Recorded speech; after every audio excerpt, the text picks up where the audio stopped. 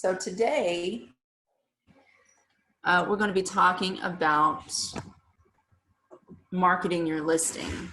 All right, so you got the listing, you've met with the sellers, they're like, yes, let's put it on the market. They signed the listing agreement, everything is good. What is the first thing you're going to do to market that listing? The very first thing.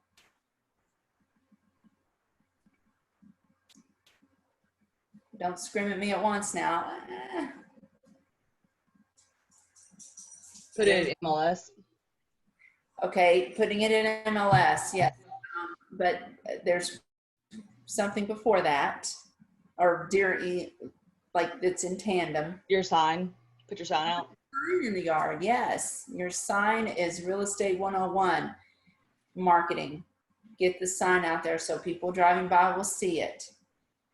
You know, because do people driving by, do they have access to MLS? No. So when we put on MLS, that's great because it goes out to all the agents who have clients. However, you get a lot of calls off of your sign just by passersby, right? People passing by and they're like, oh my gosh, my sister wants to move into this area and this would be great. You know what I mean? Or, you know, neighbors wanting to have friends move into the neighborhood. So yes, the sign is 101.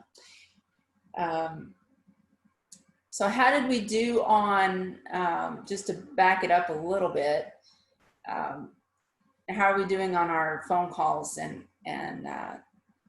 this was week 1 and we did A and W's. How are you doing on your A's and W's? So. Okay. Not a lot ready to talk right now. So it's making calls, but not really real contact, I guess you'd say. Okay. That's fair. You know, some people are retreating and all that during this time. What about you, Laura? How are you doing on your A's and W's? I just talked with Valerie, my coach, just before this, and she was kind of, I've been a little hesitant to talk to people personally too because of all the craziness, but she gave me some suggestions. So Great. Who's your coach? Valerie Lopez. I'm in Johnson County. Oh, okay. Yeah, right. Yeah, and that's one thing about Carlisle. She kept saying across from your office, but she talked about the Hewlin office. Oh, okay. Realize that, you know, we're, you know, a group of the 3 right now. Yeah. I just wanted to clarify that she's off of Hewlin. So Okay. Ashley, how are you doing on your numbers? Well, I know this is the first I've seen you. I personally have seen you. So we were doing the DTD2 model where you, for 1 week, you focus on your sphere that has the name with A and W. So that's what I'm asking. Have you done that at all? Like as part of your lead generation? You're muted. Oh, I've exhausted my sphere, at least my local sphere. So I am doing a lot of reaching out to folks back home, letting them know that I can still be a resource to them back home, being in Georgia as well as Michigan. And also just building that relationship with them, talking about different options that are available for them and putting them in contact with a referral partner up there. And then as far as local activities, I'm doing some lead generation with the program I started working with on Mojo for expireds and FSBOs. So I need to be more focused in increasing the number of folks that I'm working with, or I should say reaching out to. But I have not had any responses just yet. So. Okay, well, you know, to me, some work is better than no work, you know, and right now during these times, we need to double what we were doing before. So if you're doing nothing, well, I guess if you double nothing, it's still nothing, but you get my point. You know, just double up, work hard, do it. And again, if you're not comfortable with calling somebody, put them up on an email campaign or send them a text, just to check on them. And it doesn't even have to be real estate related. You just want to be top of mind. You want, oh my gosh, she really checked on me, or oh, he checked on me. That's really nice, and they think of that. Right. How are you doing, Kiosha? I've been having conversations, but it hasn't been more of real estate. I haven't been able to get any leads out of it, but like the people that I'm reaching is just mainly checking up, like you said, more of a conversation. We do the Ford method. It's you ask about their family. Oh shoot, I forgot. Oh, occupation. Yeah. Occupation and oh my goodness, Tammy. Recreation, I think. And what's the D? I don't know. Oh my goodness, I'm so embarrassed. Anyway, I'll email you the acronym. So when you talk to everybody, that's what you start with. You ask about their family. You ask about their Dreams. Dreams. Oh, great. Yeah. Their family, occupation, recreation, and dreams. Okay, so you start with the F. Ask about their family. How's everything going? Are the kids driving you nuts? All that kind of stuff. And one thing people like is for you to, and I do this for sell by owners, is break down their resolve a little bit with maybe, making them laugh. It doesn't have to be serious all the time. Like when I call for sell by owners, and they're always defensive because I'm probably the millionth agent that's called them, right? So I usually just start with, hey, I'm Tammy Wilson with Keller Williams. Do I win a prize? For being the millionth agent who called you today, something, and then they're not expecting it. And so they'll be like, oh, whatever. It just kind of breaks it a little bit. And you're probably about to see a cat walk across. There we go. These are my children. So again, ask about, just a general conversation, family, occupation, recreation, and their dreams. And that's just a good flow. He's going to be there a while. He's getting comfortable. This is Oliver, everyone. Hey. Oh, pretty. So, let's see, I got to Kiosha. Jessica, how are you doing on your A's and W's? Doing okay, kind of like John so. I haven't been doing as many calls, but kind of a combination between texting and Facebook messaging. Kind of trying to get out more as far as acquaintances that I know that I have on Facebook, but I don't really talk to, and so kind of reaching out and getting their number and address and kind of letting them know, like, hey, I might be doing some marketing, can I get your address so I can maybe send you some treats, and so kind of touching base that way, but not really having any solid conversations, but just making initial contact, I guess. Okay. And Rusty. On my database, I didn't add to it. I was working Wednesday afternoon and also all day yesterday. So unfortunately, I couldn't devote much time to, and I also have to probably leave the class early today. So I apologize for that, but There's no. it's a part-time job. I get it.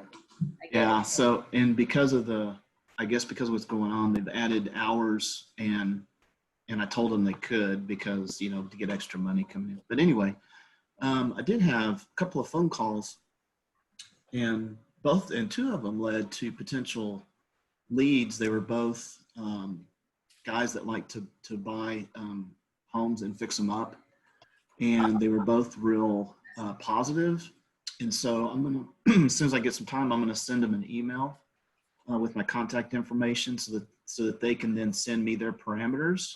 It kind of was weird. They both worked out that way, but and one said he would give me his zip codes where he wants to buy, and then they both want to fix them up and then let me list them for him.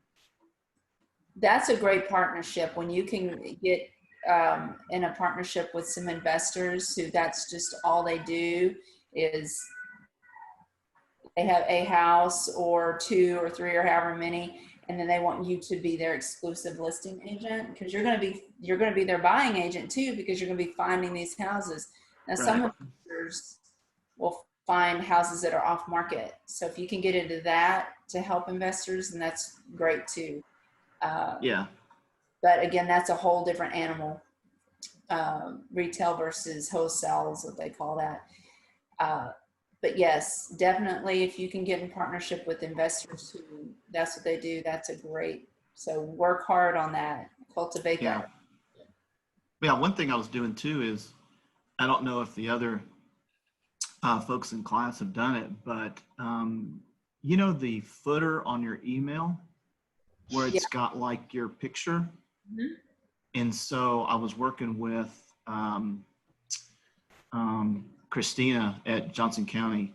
And so we established, so I actually spent quite a bit of time creating my footer that's got like Johnson County on it and my phone number and all that kind of stuff.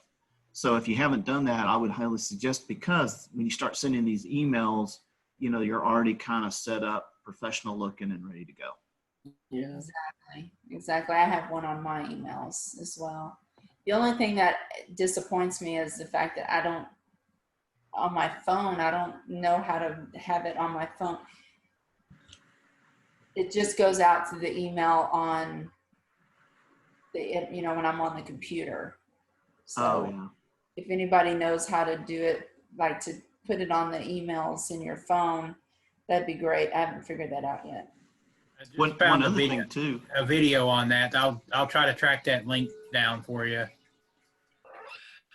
Oh, great. Yeah. I mean, it's probably just as easy as putting it on you know, your Gmail account when you're on the computer, but It's if I'll have to look it back up, but it seemed to be actually pretty easier. Once you've set it up on your Gmail account, it's literally throwing a switch in one of the settings that's supposed to attach it for you.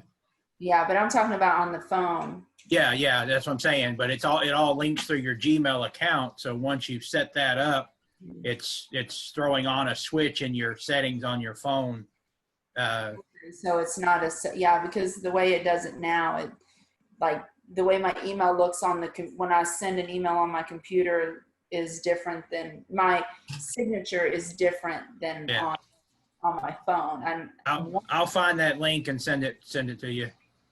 And I also have, when we do Facebook Lives, I also have, you can put your logo on your Facebook Lives. It's a filter you create.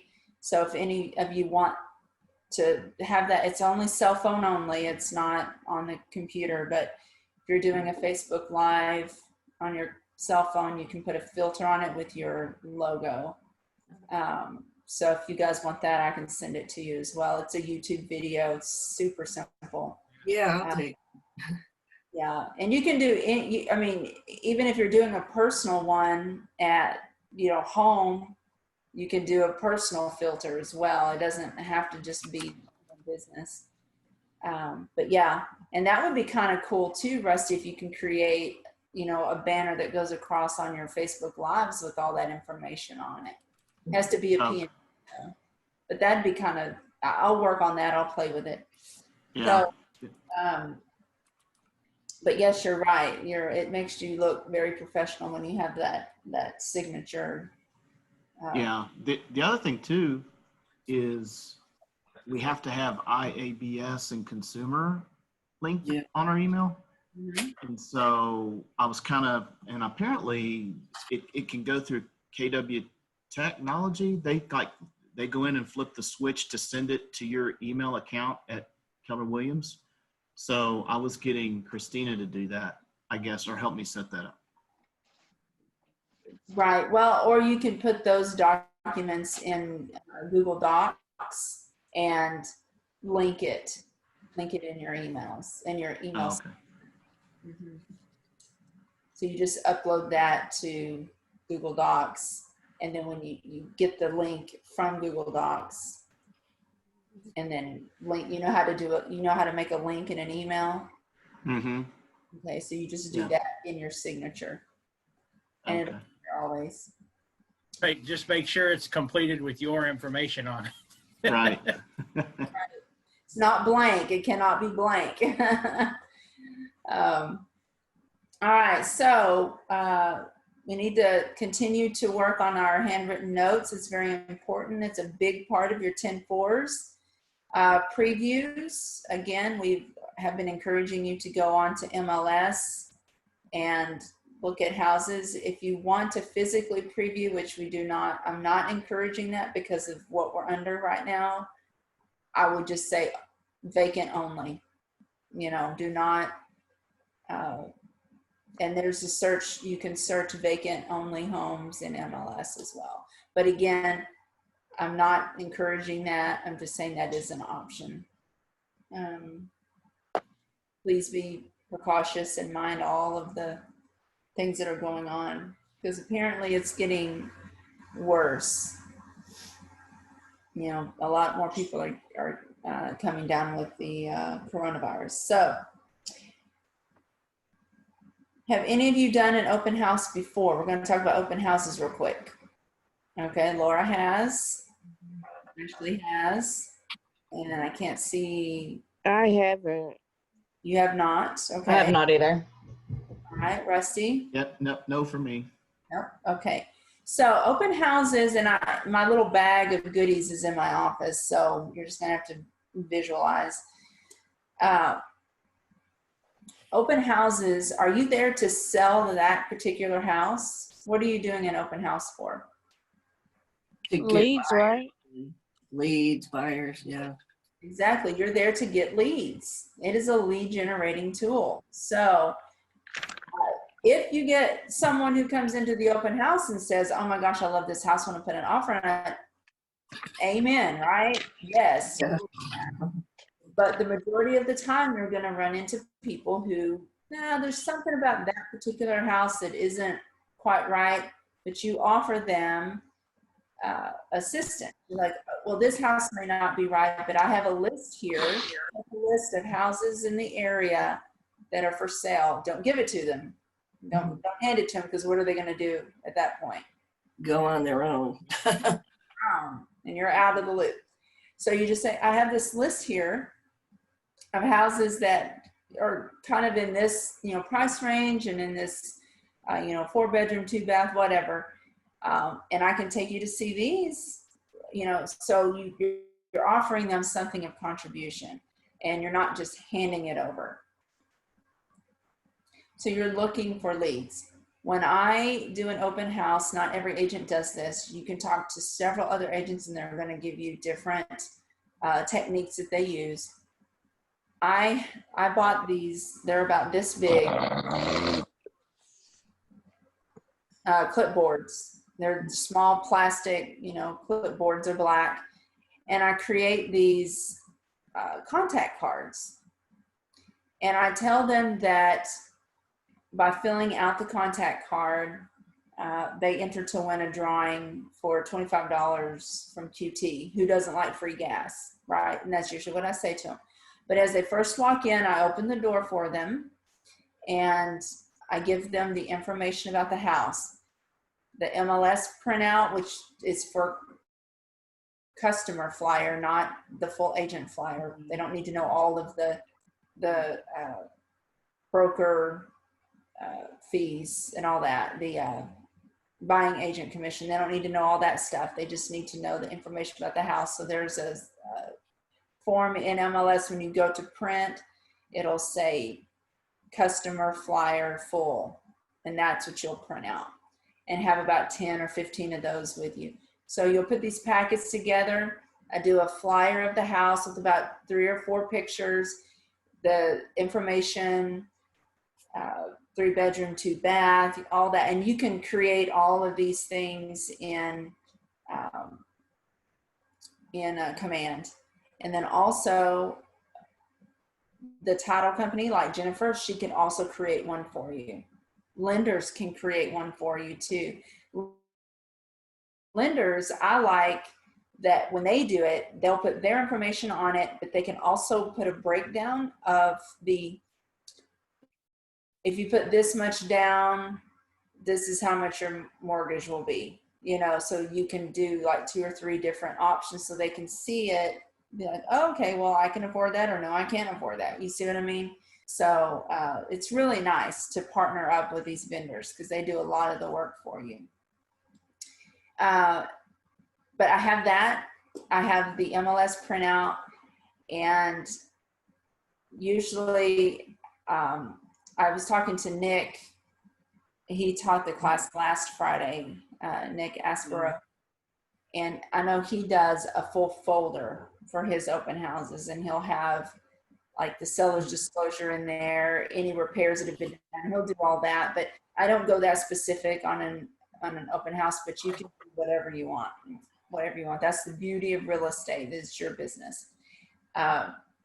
So I make that packet, has my name and stuff on it with the information on the house, the MLS sheet, and my clipboard with my little contact card on it. So, and the contact card is, like here's a, sheet of paper. It's, I make 4 of them and I print them out. And I asked them, I'm like, welcome. I always start with welcome to 123 Main Street. Here's information about the house. And if you don't mind filling out this contact or this feedback card, that's what it is. They're putting their contact information on it, but I call it a feedback card for the sellers. The sellers would like to know your opinion. And most of the time they're not going to say no. They're going to be like, oh, sure. And that gives them something to do as they're walking around the house also. But what's another reason why I would want to hand them a clipboard to write stuff on?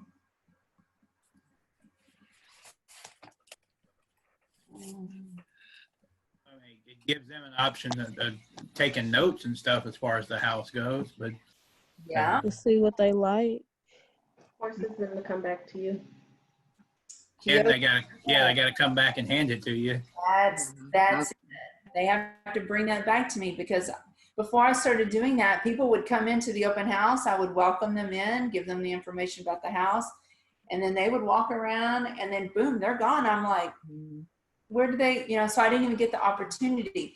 At least if they have to bring that back to me, then it gives me the opportunity to ask them, so what do you think of the house? And, actually engage in a conversation.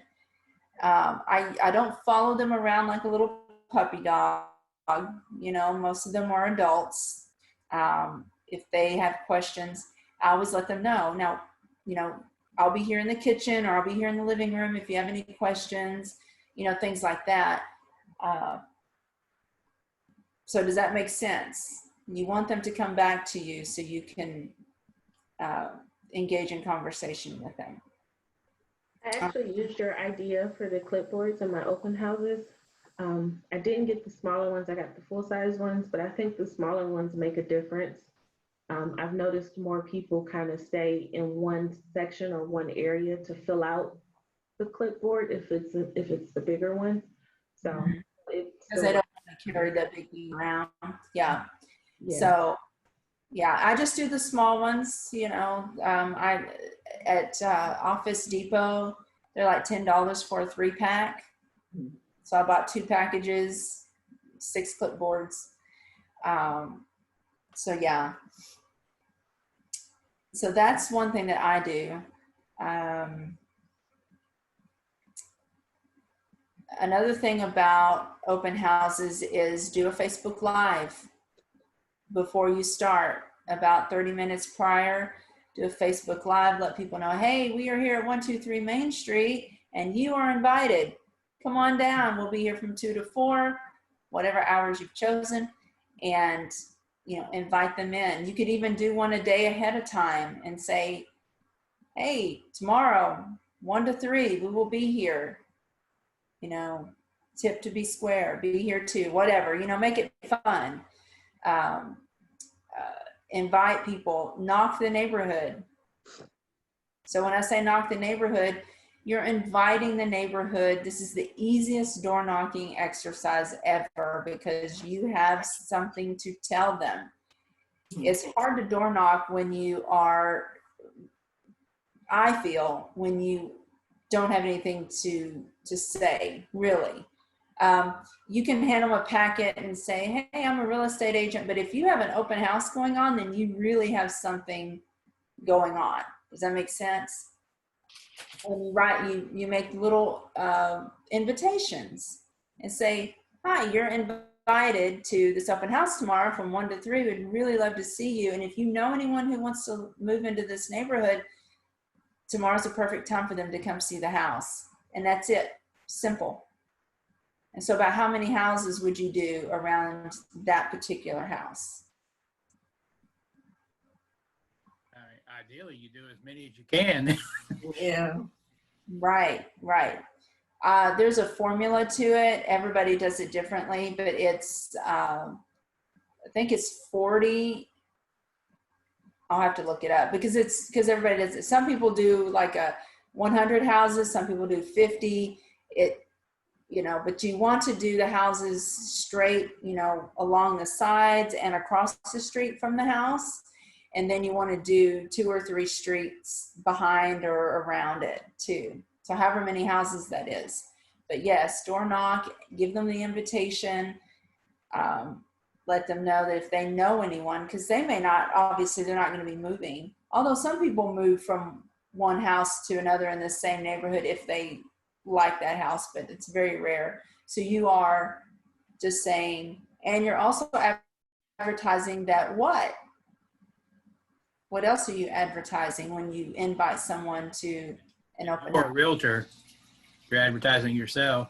Yeah, you're saying, I'm a real estate agent and this house is going on the market and we're doing an open house and I can do the same for you, And if they start engaging you in conversation, then offer to sit down with them and do a CMA and all of those things.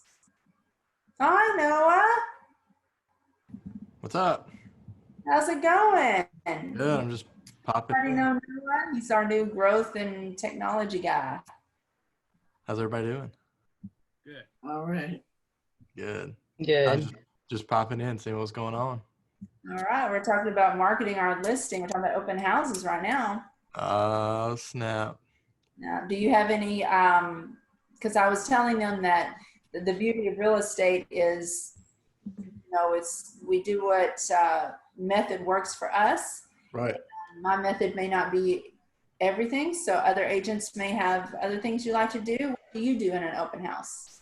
Yeah, I'll show that.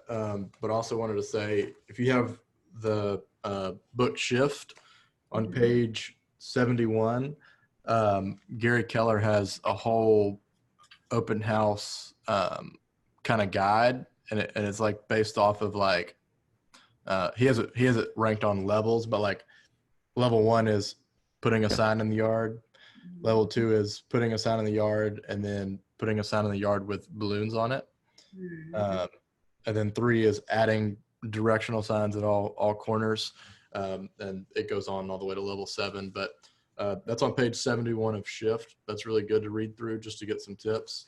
Me personally, when I would do open houses, I would make sure, and I know a lot of people just kind of like show up 30 minutes before and maybe grab some cookies on the way. That's not what I do.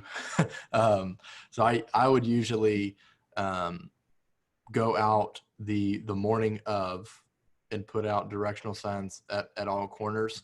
And when you're picking open houses, the way that I would do it is, if it's not your listing, one of the tricks that I was taught is to look on MLS and go to the new listings. I don't know how it works here about like holding other agents' open houses open, but we could do that in Austin. Yeah, we do. Okay, cool.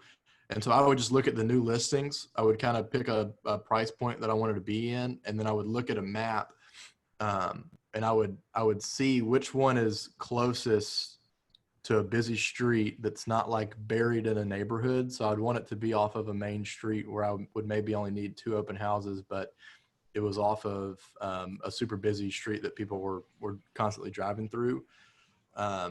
and so I would go out the morning of, just say the open house is at 11 or 12 or whatever time. I would go out that morning and put out directional signs. I would do balloons just because it catches people's attention. And then when it actually comes time for the open house, I usually get there about an hour before it or so. I don't usually bring any food or anything, but I'll have a printout of the flyer of, all the information about the open house. I think you can make one in MLS. And then, or if not, you can make one in Designs on command. And then I would have a sign-in sheet, and just make sure that all the lights are turned on and everything, make sure the house is looking nice, have my business cards out. And then I always would write one fake guest name on the list, because people are going to follow what other people have done. So if someone comes in, you ask them to sign in, and nobody else has signed in, chances are they're not going to want to sign in. But if you, make it look like a real name, not like Joe Smith or something that's obviously fake. But put someone's name, number, email address. Are you working with a realtor? I usually always check no for that one. And then I'm trying to think of what else I would do. Now, one thing I do, Noah, is when they come up, I didn't tell the class this, but I'm kind of like a stalker. I'm looking out the window for people as they come up. And so I open the door for them so they don't have to open the door, which to some that might be a little creepy that they walk up and the door just magically opens. Oh. Right. So I open the door and I welcome them. Welcome to 123 Main Street. Here's information about the house. And then I have a clipboard that I have a feedback card. And I like, while you're walking around, could you please fill out my feedback card? The seller would really like to know your opinion. And they're like, sure. And the reason why I do that is so they have a reason to come back to me at the end of all that. Because have you been to an open house, Noah, where people have come in and they walked out and you never talked to them? So that's my method to get them to come back to me. Yeah, I had one open house where it was literally like I thought it was like a family of 15 people, but they were all like in groups of 2 and one of 3. But there were literally that many people that came in at the same time, and I was like, I didn't know who to talk to. Right. And so yeah, I love that. Whenever they walk in, I'll usually let them walk in. I usually hang out in the kitchen. It depends on the layout of the house. Right. Because I've done some in some small houses where it's like they walk in and we're like kind of shoulder to shoulder, and it's just awkward. And they're like, "Can we go look around now?" Right. I'm like, yeah, I'm not stopping you. But yeah, when they walk in, I usually greet them, say, hey, welcome to open house. How'd you guys hear about it? I'd like to know if it's from realtor.com, Zillow, if they saw it online, or if my directional signs brought them in. And then they'll tell me, and I'll say, awesome, well, I appreciate you guys stopping by. The kitchen's obviously right here behind us. The master bedroom's on the 2nd floor, and then all 3 other bedrooms are going to be right here around the corner. And just give them like a general layout of the floor plan so they know where to find everything. That way they're not looking like, well, where is this other bedroom? And then I just let them walk around. Hey, take a look around. If you guys have any questions, let me know, and then I'll let them walk around. If I see anybody, once I can kind of tell they're close to leaving, I just pick, so what do you guys think? Or if I like a feature about the house, I'm like, what do you guys think about that master bathroom? That's pretty cool, huh? And just to create small talk and just get a general idea. And then usually what I do is on the back of my sign-in sheet, whenever somebody leaves, I flip it over, and right behind their name, I write something about them, green shirt, whatever was looking for first home, something, just so I remember who that is whenever I'm going back to follow up with them. That's always super helpful, because I've found myself in times where I'm like, well, wait, was that the people that were in from California that were only here for a week and needed to find something quick, or was that the first time home buyer? Whatever the situation is, it just helps you understand or remember who you were talking to. Yeah, and when you call and do the follow-up, it helps because when you mention something that they mentioned to you, it really solidifies that, oh my gosh, He was listening. she remembered that little detail, and really you just have a cheat sheet. But to them, they don't know that. So Oh, I've had so many people that were like, I have these one clients that I'm still they're doing new construction, so I'm still kind of helping them out in Austin. But they were like, man, you've stayed in touch with us so well over the past 2 years, and you just remember everything we talk about. I was like, well, yeah, because I type it all up every time I hang up. I was like, but thank you. I didn't tell them that, but I was like, oh, yeah, man, I love talking to you guys. yeah, you guys are great. Yeah. So always take notes on the conversations that you're having with people. Highly recommend that. Yeah. Do you guys have any questions about open houses specifically? I had a quick question. Yeah, what's up? Hey, is there a major difference between, I know a vacant house would be easier. What about a house that's currently lived in? You have a family there. Anything special you have to do different on something like that? No, usually, I mean, if a house is listed and a family's living in it and they actually want it to sell, they're going to keep it, pretty well kept. I would usually just let them know, hey, look, I don't really have any control of who comes through here. So I'd make sure that you put up all your expensive jewelry. Don't leave any of that stuff out. If you have any, firearms, weapons, anything like that, like make sure those are locked up, put away. Just to, we'd hate for something to come up missing. I don't think it will, but just always recommend that with people. But yeah, no, I mean, I wouldn't say anything's different. If it's a furnished house, you at least have a place to sit while people aren't there. I know. That's the worst part about a vacant house. I have a chair in my car because, those little camping fold-up chairs, because it is not stand the whole time. Yeah. Yeah. Does that help answer your question, Rusty? Oh yeah, it does. I was just thinking, like, is there, like, as a homeowner, could you tell the realtor, like, well, I'm going to close this closet, don't let anybody open it? Well, I mean, you can't really do that because now you're having to follow everybody around saying, no, don't go in there, don't go in there. So I was just wondering if, like, there was a special way to do that, or help the homeowners realize that people are going to be walking around and you're not going to be with them 100% of the time, I guess. Right. Yeah. And that's why I would just let them know, guys, look, if you have any valuables, I would put them up, lock them away, just so we don't have to worry about anything like that happening. Because it does happen. My whole family's in real estate, and my grandmother's done open houses before, for some pretty expensive listings. And like a week later, the house was robbed, just from people coming in, casing it during the open house, getting an idea of the layout and everything. So it does happen.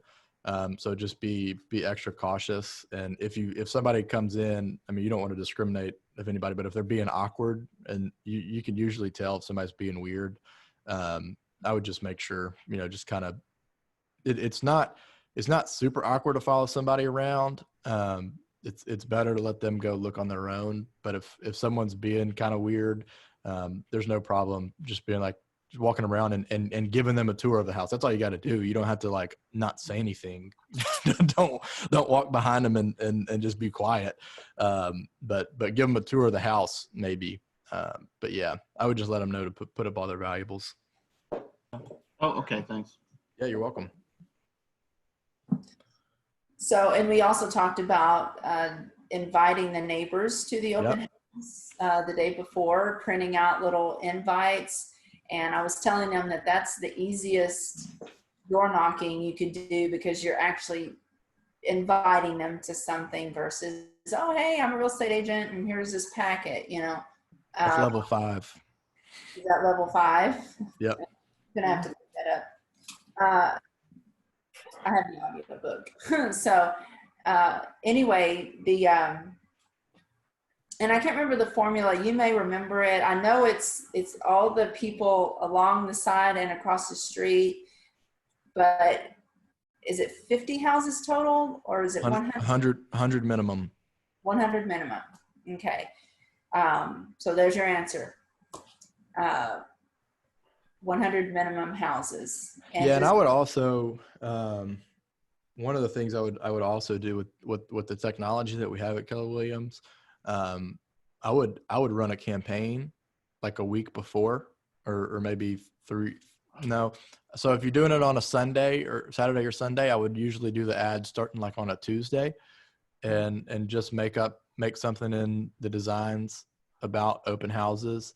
And we can get a class on this to help walk you through that. But I would make something in designs.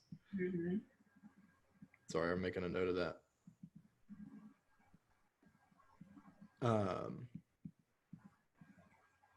And then run the campaign for so Tuesday, Wednesday. It's not gonna start for 24 hours. So you would just take into account Wednesday, Thursday, Friday, and then either Saturday or Sunday. So 4 to 5 days it's going to run for. And you can target people in that area within a certain radius. And so people that kind of live in the area like the area, but may need to upsize, downsize, and just make an open house ad. And like I said, we'll go more into depth on that in a class, but I would definitely do a Facebook ad. Yeah, no, so I have a question about that. Yeah. There's a little caveat to that we have to be mindful of. Sometimes we don't know about an open house until 2 days prior. Yep. So it would be up to the listing agent to get that out, I guess. And we can't advertise anything on the house until the listing agreement date, because for example, I have a listing coming up next week. However, I can't start advertising on it because it doesn't start until next week. So So for me, it'd be easy for me to say, oh, hey, I'm going to start advertising it for a week in advance, but technically it has to be after the listing agreement date. Right.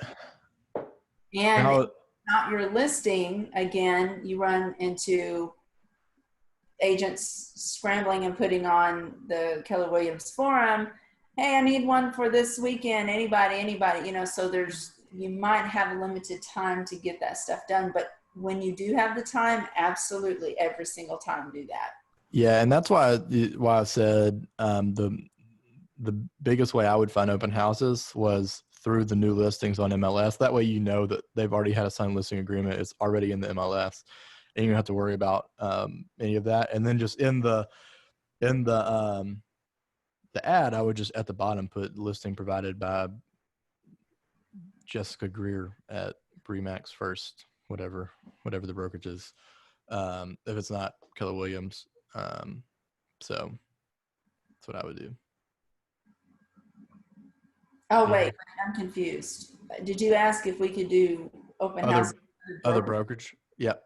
Oh, I'm not sure about that, actually. I thought you meant for other agents. That's a good question, Noah. Could you find that out? Because, that might be an avenue too, because like I said, open houses are lead generation tools. So that is a good question. Well, those are good leads too. They're people that are active. Nobody's going to take time some people do. I'm not going to say nobody, but they're not going to spend their Saturday driving around looking at houses if they're not looking to buy a house. Does that make sense? Like, yeah, people that click around on Facebook, and everybody looks at Zillow and Realtor.com to see what's out there, but getting out of their home and actually driving around looking at properties, like that's a little bit more serious than clicking on a website. Mm-hmm. I came over from Remax. I've done a number of open houses right now, and a couple of my friends that were over there had done one, and they had some teenagers that just came by and harassed them, and sometimes security can be an issue, it seems. Yeah, they have a really good concealed handgun class that I would take. Or if you're not comfortable with that, they have so many different pepper spray, taser Yeah. phone case, like just something. I highly recommend any real estate agent to have something like that. Okay. Hands down. And once all this craziness happens, what we can do is try to maybe set up a concealed handgun class at the office just for agents to come to. So that might be something we can look into. But yeah, safety is definitely an issue, and you just want to. I mean, if something doesn't feel right, you can always ask somebody to leave. I mean, it like there's nothing wrong with that. Yeah, these friends that had these, they were probably like middle school age to high school, and they had to ask them a couple of times to leave. I mean, it So when you was, zap your taser twice. yeah, they were probably a little too nice to them at first. I don't know exactly. Yeah. Well, Yeah, that's no, too that we encourage is that you don't go by yourself. Lenders will do open houses with you. Title companies will do open houses with you. So lenders more so, but yeah, have if you're a female, have a male lender with you, and Yeah. to safety in numbers, as they say. So so definitely that is an option. And if a buyer comes in and they have lending questions, boom, there's your lender. You can talk. Yeah. So, Could you say something like, or have something posted saying you must be 18 or older to enter? Because if you're under 18, you can't enter into a valid contract anyway. Well, if you're married or in the military or emancipated, you can. Oh, okay. I'd just say I'm gonna have to ask you to leave. I mean, regardless, but I get what you're saying. In general, that's correct. I mean, they're over 18 and over, but there are exceptions. But I think you're probably safe by your thought of someone under 18 that's probably not buying a house. Right. Right. They're just goofing around. Right. I mean, you could just ask, hey, are your parents with you guys, or are they going to be coming in right behind you? And if they say no, then like, okay, well, I might have to ask you to leave. It's simple as that. now, in my experience with open houses, I haven't experienced that. I haven't either. We're just cruising, but there's a lot of things I haven't experienced, that others have. So, so yeah, just always be mindful of that. And like I said, safety in numbers, take a lender with you. Yeah. Yeah. That's the first time I've ever heard of anything like that happening. Like with kids harassing, I've definitely heard of, some sad incidences at open houses just on the news and stuff. But, yeah, just always be safe. Something doesn't feel right. Yeah, but I'm interested to know about that other brokerages because I'll ask. I'll call the board. Also ask about other Keller Williams, like because I live up here in Keller. So if a friend of mine in the South Lake office if they had it, you know what I mean, like because we're all individually owned and operated, so I didn't know like how that worked as far as as that. So the number one thing that we do to advertise, to market our listing is what? The first thing. Put the sign out. Put your sign in the yard. That's real estate 101. That's how the neighborhood's going to know, because the neighborhood people do not have access to MLS. So that doesn't help them. You do an open house. You do door knocking. Now I wanted to talk to you about the free options. Open houses are free to do, other than your marketing material, but it's just sheets of paper, right? And door knocking is free, yard sign is free, and a lot of people will put their listings on Facebook Marketplace. Do you have experience with that, Noah? Yeah, so one of the things that I used to do, I may even actually have one still set up. I would create an actual Facebook page for my listings. So like not just post, like I have a business page, but I would also post it. Here, I'll share my screen real quick. So 12423 Excalibur, that was one of my listings. Mhm. And so I don't need it anymore, so I've obviously deleted it. But I'd make the front picture just a picture of the house, and then what I would do is, if it'll load, I'd have some pictures in here, and then make some posts about it. This was a investor that I worked with. Let's see. And then you can post all the updates in here, so people that have been like following the page will get updates. And then in the actual page, I would create an event for the open house. And then I would share it to all the like real estate buy and sell groups that people would be a part of. So like this one, posted it in here, post a little snippet of it. I'd usually post like the MLS description in here. And then some pictures of the house.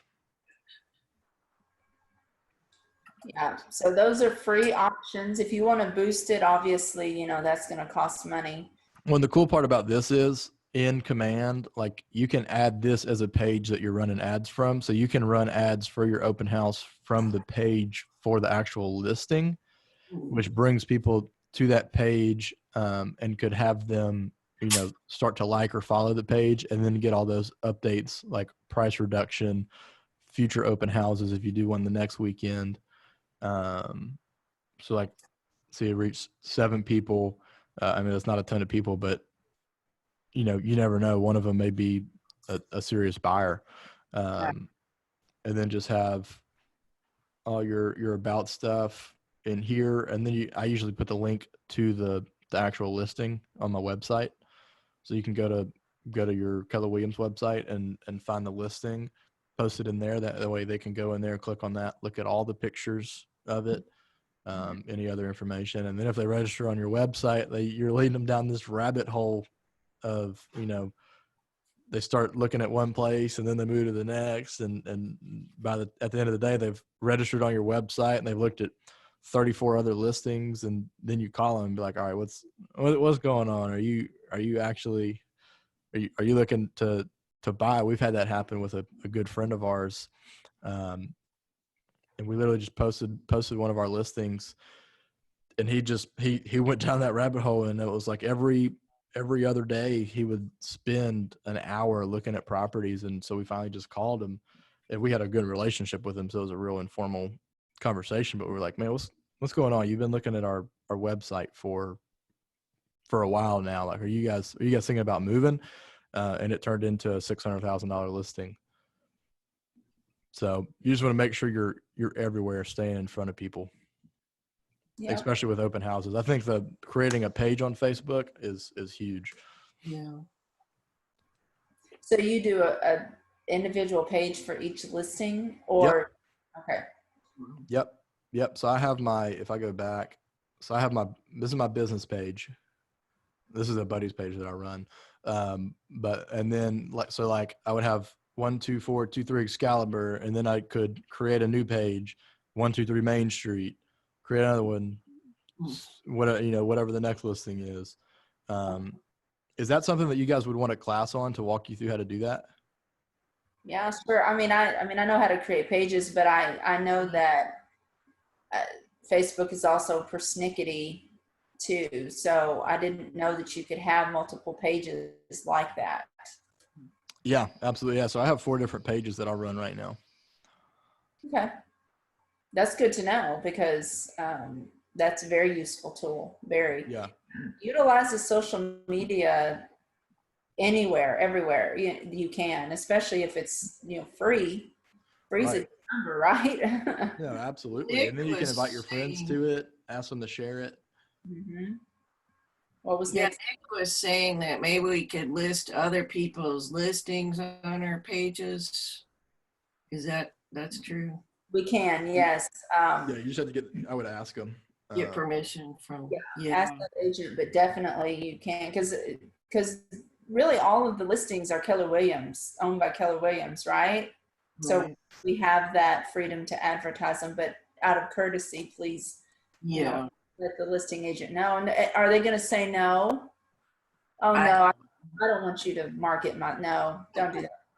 I got this covered. No, they're going to be like, sure, Okay. out there. So, well, I want you to watch a little video on open houses. And now this is my first class to teach. I mean, you know, via Zoom. Have the other instructors giving you like little breaks, or have they gone all the way through and let you go early? It's kind of been 50-50 so far. So Okay. I think it's probably a good idea to give a little 5-minute break here and there, though. Okay. Run the restroom. Hey, I just want to ask again real quick. I know, John, you said yeah, but a class on creating Facebook pages and then creating open house events in them. Would you guys want to see that? Yeah. Yes. I know a Yes. little about it, but not that much, really. Okay, Rusty, would you find that helpful? Yeah, absolutely. And then Okay. and maybe like find out what boosting a post means, because Yep. I've seen it, and I know it costs a little money, but I have no idea who they're boosting it to or what that even means. Right. Yeah, we'll have. I don't remember. Hold on, I'll tell you real quick. Where is it? Trying to see. So we have tech classes every Monday. So next Monday on the 6th at 1:00, there's a class that's going to go over how to create designs and campaigns. And so that would be a good one to attend. So campaigns is running the ads through Facebook, and so that'd be a good one for you to attend. And it's on the training calendar. No, when is that? I know it's on the calendar, but It's on Monday at 1:00. okay, thanks. It's called Tech 3.0. Yes, awesome, thanks. Yeah, you're welcome. Do they record those at all if we can't make that time, or? I know we've been recording stuff like this, and I think let me see if that's through Wes's account. Yes, that should be recorded. Okay, great. Yeah, and we have we've been kind of going back and forth. I just figured out we have a Market Center YouTube account. So all these Ignite classes, the previous ones have been recorded and uploaded to Wes Griffin's YouTube. So if you go on YouTube and search Wes Griffin, you can go back and watch the previous classes, and there's other training videos on there as well. Awesome. And they're all public videos, so you shouldn't have a problem accessing them. Okay, great. And I'll actually, while y'all move on, I will find the link to his channel and post it in the chat for you guys, just to make it easier. Okay, so what I'm going to do is we're going to watch this, 2-minute video, and then I'll give you a break, and then we'll come back and finish up. All right. Computer is. Okay, let me share my screen.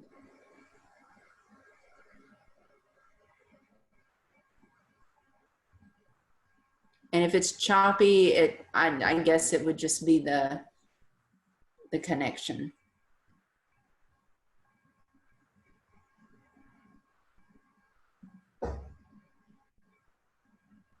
Weird.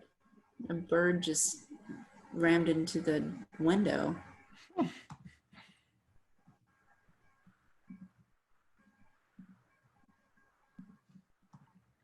I just put that link in the chat box for you guys. Okay, great, thanks. Do you guys see that? Okay. I don't know what's happening here. Hi, I'm Chris Suarez, and I'm here to tell you the 5 steps to holding an effective open house. Step 1, strategically select the home you want to hold open. Choose a home that gives you the greatest potential to have buyers and sellers find you. This might be a home that is in a great traffic pattern, whether that be car traffic or people walking by in walkable neighborhoods in your community. Select a home around a local event where neighbors or even out-of-town people might be stopping in. Step 2 of holding an effective open house is advertising and marketing. Marketing begins a week in advance of any open house you might hold open. Begin by posting internet ads a week before. Get a sign in the yard and let neighbors and passerbys know that the home will be open later in the week. Remember to contact both by phone and email any internet leads or phone calls you received on that listing prior to the open house. Don't forget to make 50 calls around the home prior to the open house and door knock, a radius of about 2 or 3 blocks. Step 3, know your scripts. Know what you're going to say to greet the visitor. Know what questions you're going to ask while they're in the home. One of the greatest first lines you could use is, "Thanks for stopping in to tour my open house. Are you one of the neighbors, or are you out shopping for a home today?" Immediately, you'll know if you're dealing with a potential buyer or a potential seller. Step 4 is keep the right mindset and prepare. Remember, open houses are lead generation activities, so enter with the mindset of a top lead generator. Prepare yourself with comparable properties, market research, at least 2 or 3 other homes that you could potentially show should the opportunity arise. And step 5, always follow up with every lead that comes through that door. Call them, email them, write thank you notes that same day. A simple follow-up script to use directly after an open house goes like this. "Thanks for stopping into my open house this morning. It was great to meet you. I did a little bit of digging in the office after we met and after the open house and found 3 other properties I think really fit your search criteria. I know the home that we saw this morning wasn't quite perfect, but these 3 have some real potential. We could get into them tomorrow at 4 or at 6, which would work better for you." Great, let's meet at my office and we can go from there. My biggest aha when doing open houses is remembering open houses are not a technique to keep current sellers happy. In reality, open houses are great lead generation tools to connect with potential future buyers and sellers. By using effective scripts and systems leading up to the open house and great follow-up techniques after the open house, you'll build a met database of future buyers and sellers. Thanks for watching KW Connect and make it a great day. Okay. Let me go ahead and take a, well, what are some ahas for you from that video before we take a break?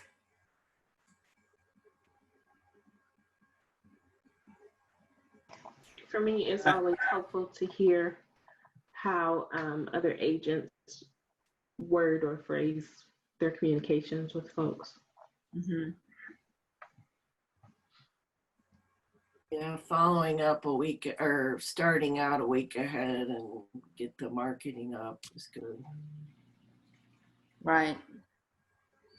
That's when you know a week in advance, but that's Right. that's optimal. Kiosha? I guess knowing your scripts, Yep.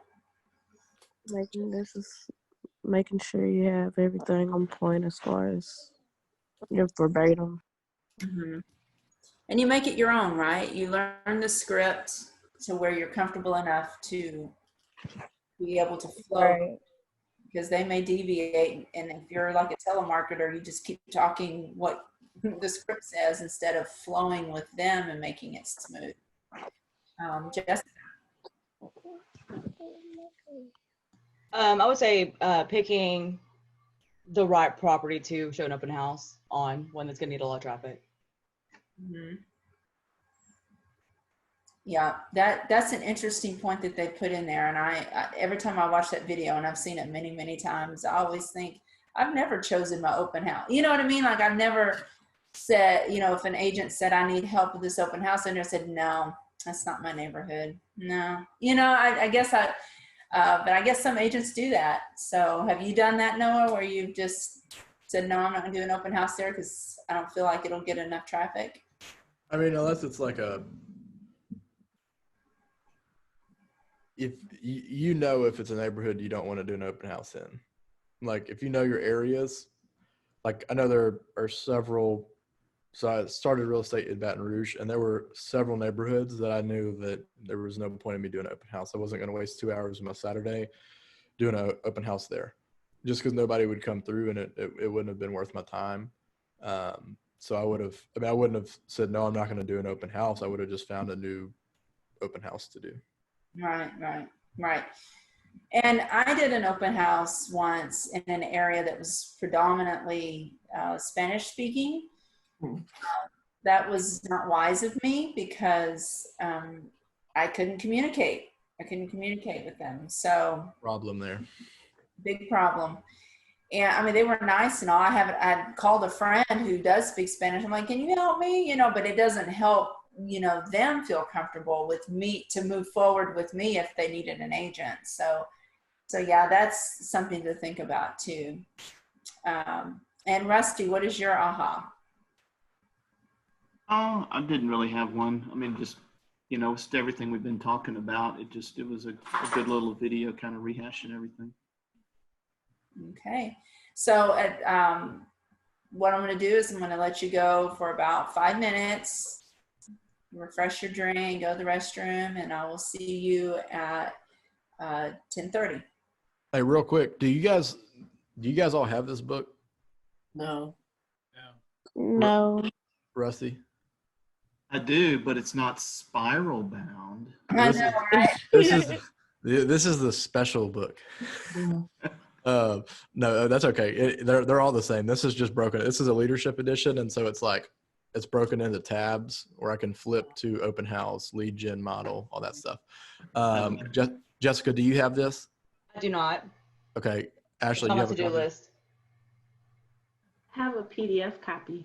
Okay, cool. That's what I was going to say. I'll email you guys all the PDF of this, so you can have that the page 71 with the open house stuff, and the rest of the book is really good to read during a time like this. And then if you go on Amazon, if you don't have an Audible account yet, this is free in Audible right now. Gary and them made it free for everybody. So if you go to Amazon and you search Shift by Gary Keller, it'll pull up, and in the format, you just select Audible, and it's free. You just do the checkout deal, and it'll have you create an Audible account and everything. But I'll email the PDF copy out. Yeah. That was so funny when they posted that it was free now. I was like, I feel like I'm in an Alanis Morissette song, you know, got a free ride when you've already paid, because I already bought the book. So that's good. It's good that it's free. The book club today also is with the MREA. Now, does that happen to be, I have the audiobook of that. Does that happen to be in PDF form as well? I don't know. I'll have to ask Scott. Scott too had the PDF version of it. But I think the audio version of MREA is free as well. Is it? Okay. Yep. 'Cause I already bought that. I believe so. Yeah, just a lot of people call this MREA, Millionaire Real Oh. Estate Agent. Yeah. So if you ever hear that, that's what they're talking about, the red book, Real Estate Bible. All right. Take a break and I'll see you at 10:30. Okay.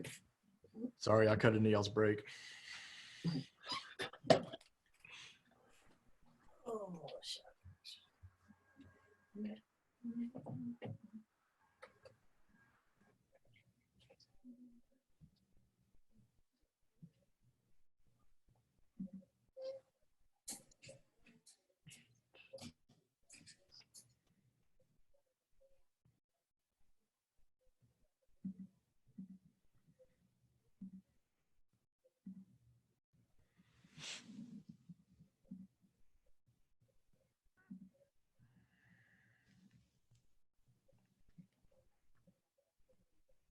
Is anybody still there?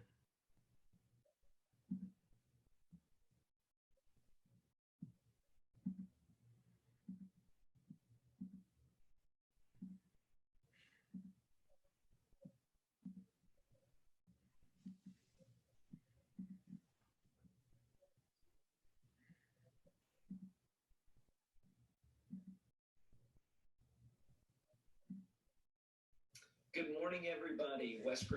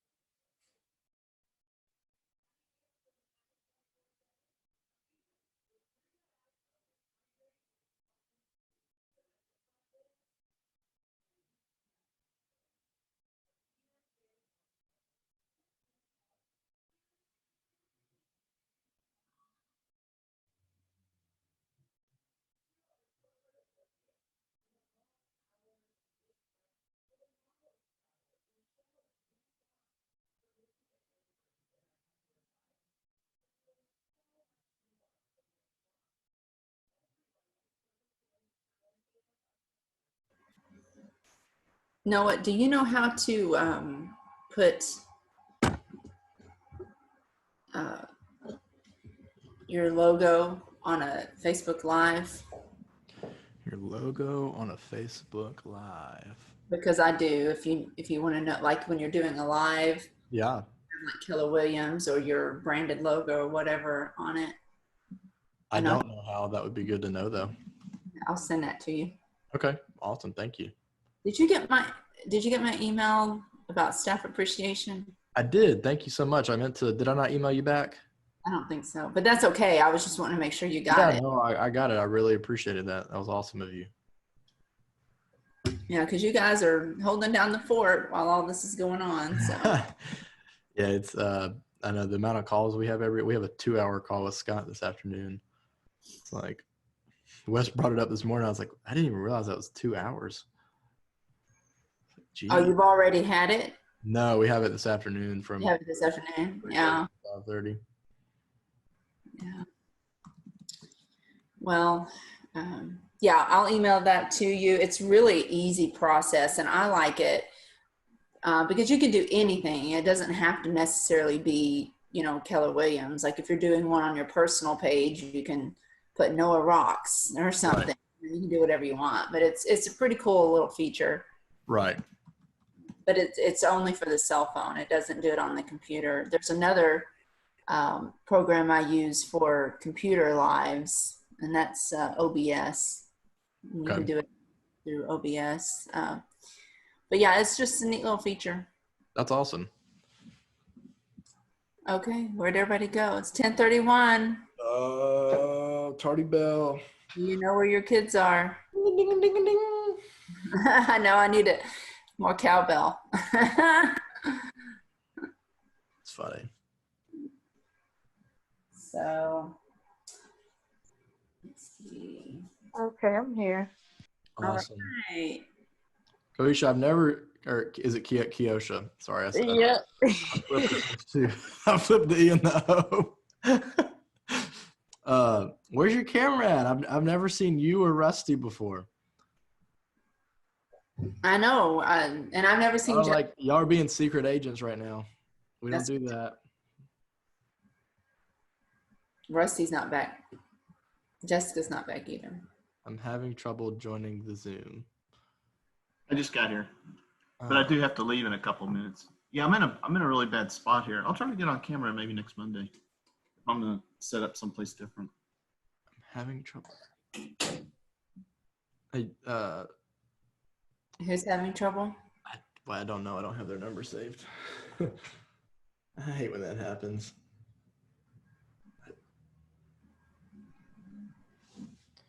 Yeah. I don't see Laura. Oh, yeah. Well, she's on. She's just. Oh, not. there's her camera. Okay.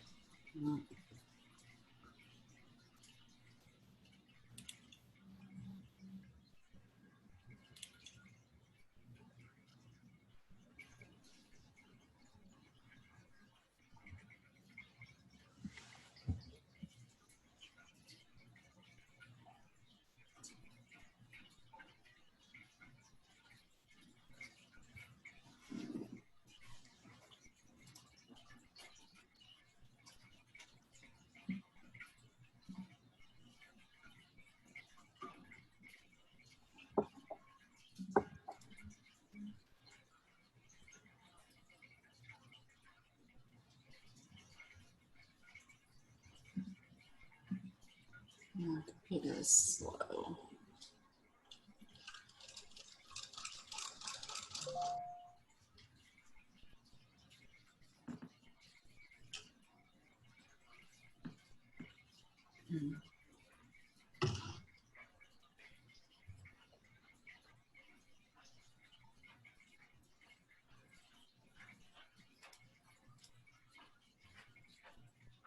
Hey, Tammy, I got to step out in a minute, so I appreciate it. We'll see you, visit with you on Monday. All right. Bye, Rusty.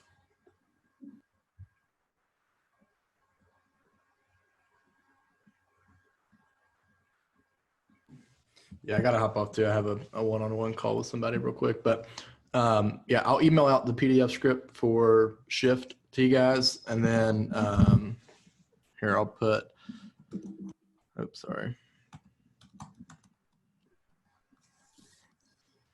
Put my email in the chat. So if you guys ever need anything, just shoot me an email and we'd be happy to help however I can.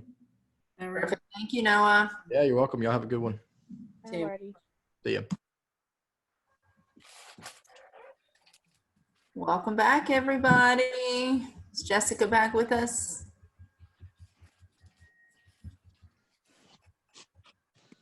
Jessica? I'm almost back. I'm not here though.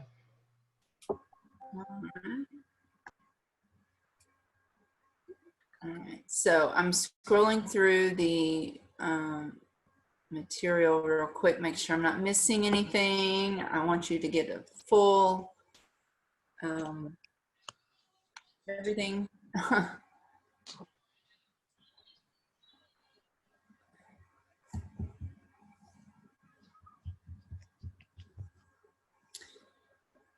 Okay, so on page 14 of our manual,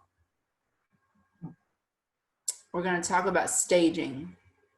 Now, we talked about staging, or talked about vacant properties versus occupied properties when you're doing open houses. With that, as it says in the book, it says, think about buying a car. When you look online or see a car on a lot for sale, what attracts you the most? The shiny, clean car with newer tires, or the rusty, dirty one with balding tires or bald tires? Of course, you're thinking, what's the price? So it comes down to price and condition, right? Yeah. You know, people will go into a vacant house and some of them love it because then they can then visualize their furniture in it a whole lot better than they can visualize it with other furniture in there. I can't explain it, but there are some buyers who cannot get past certain furniture in the house when that furniture is not going to be there. You need to just forget it. Forget it exists, but they can't. There was a show called, I can't remember what it was called, but it was where they would do, they would put cameras in the house and they would do an open house. And the owners would be listening to the commentary as people were walking through. And this one lady, she kept talking about, oh, well, I don't like this table. Or just, you know, this table doesn't look good here. And I'm sitting there watching, this is years ago. I'm sitting there watching going, the table's not gonna be there. You know, stop getting hung up on the table. So the point of that is you're gonna have two camps. You're gonna have ones that can visualize with furniture in it, and you're gonna have ones that visualize better without furniture in it. So it's kind of a, but I do feel like staging helps with it due to the fact that it gives you spatial recognition. Because sometimes when you walk into a house and it's vacant, you really can't tell like how the furniture is going to look. So staging is, there is a fee to staging. Some agents will, obviously they'll pay for it up front and then get paid back at closing. Some agents just tell the client that if you want staging that it costs this much and you pay this company this much. So it doesn't, you know, so it's up to the seller. And you choose which way you want to do that. I personally would put that on the seller because it can be quite pricey to stage. And I don't know if Nick talked about it, but he has a staging company as well, Nick Aspero. So if you have any staging questions, please reach out to him. All right. I think I've been through some open houses where the furniture that wouldn't necessarily keep me from buying it, but I've seen where there's too much and it makes the space feel cluttered. Right. And therefore you get that, you know, you have to really fight well, this space is small when in actuality it's not. There's just a ton of crap in one spot. Exactly. And that's when you have a conversation with your sellers. Like, we're going to go on the market. We need to declutter. We need to make it look like a model home. And you remove all your personal pictures and things of value, things that are valuable to you. and just make it a plain Jane house. That's one thing when we sold, I've been in this house for 12 years, but when we sold the other house, that was the most difficult thing for me to do. Mhm. Keep the house maintained like a model home. And because you never knew when somebody was going to call and say, we want to see your house today. So yeah, and you're going to come up against sellers who are like, nope, they're just going to have to look at it the way it is. I'm not doing anything. You just have to warn them that your chances of selling quickly are going to go down, but it's ultimately up to who? Seller. Seller, yes. So it says here on page 14, will staging bring in high offers? Realtors who work with buyers say most are willing to offer more money for a staged home. And then it says how much. 32% of realtors report a 1 to 5% increase in the offer. And people buy on emotion and visual. Now there's some people like myself, when I bought this house, I'm the visual person, my husband is not. So when we moved into this 1984 house, it was 1984. Okay. And, wallpaper, the whole thing. But I saw past all that and I'm like, oh, but we can get rid of that and it'll, and so we've done a lot of work to the house to bring it somewhat into the 21st century. And, but again, not everybody is visual like that. So they will look at a house and be like, I have to do a lot of work to it. I'm going to lowball you, right? If it's cluttered and they think that it's a mess, they're going to lowball you. Now, even though once you move all your stuff out, it's going to be a shining diamond, but they can't see past the clutter. So staging it is very important. Even if you don't stage it with a professional, you stage it with yourselves, It said 16% of realtors reported that there was 6 to 10% increase in the offer, and 3% of realtors report an 11 to 15% increase in the offer. So, it makes a difference. It really does.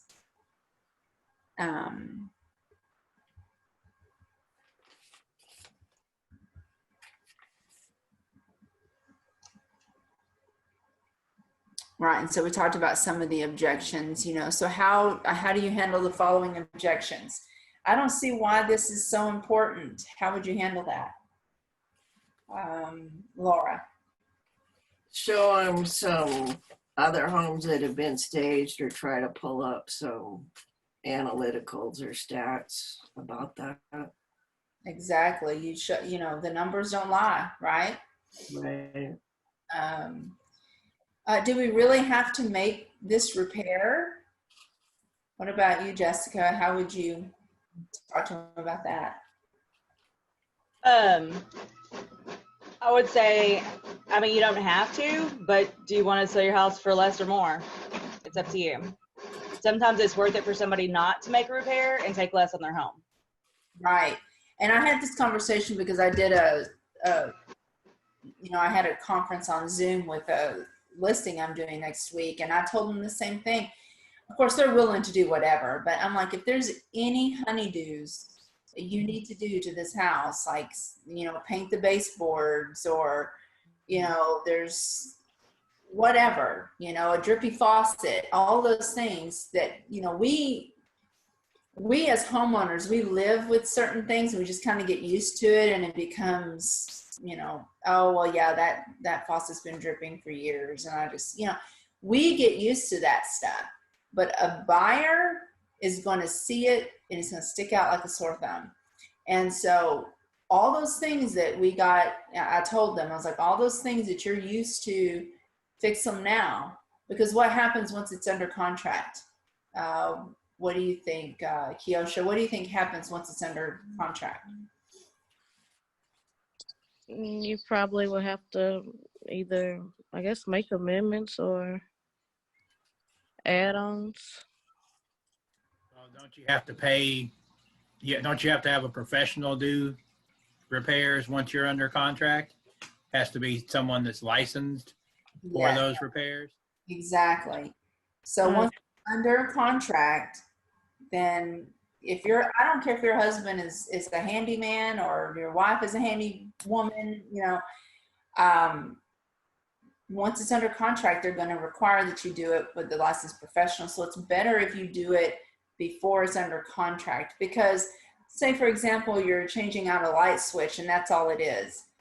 Well, for you to do it, it costs whatever the material is at Home Depot. But for a professional to come in, they're going to charge you for their time, and so it's like, just do those little things in advance. Make sense? Yeah. So that's how you would handle that too. But we could sell it just the way it is too. If they're like, absolutely not, I'm not doing any of that stuff. Once I leave this house, that's a buyer's problem, right?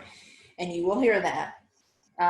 So you just let them know, yes, we can sell it just the way it is, but it's likely to take longer and probably won't get as much money, just like Jessica said, or Kiosha, whichever. I can't remember who answered that. So yeah, so our recommendation is to get those things done. Why can't we sell the house as is?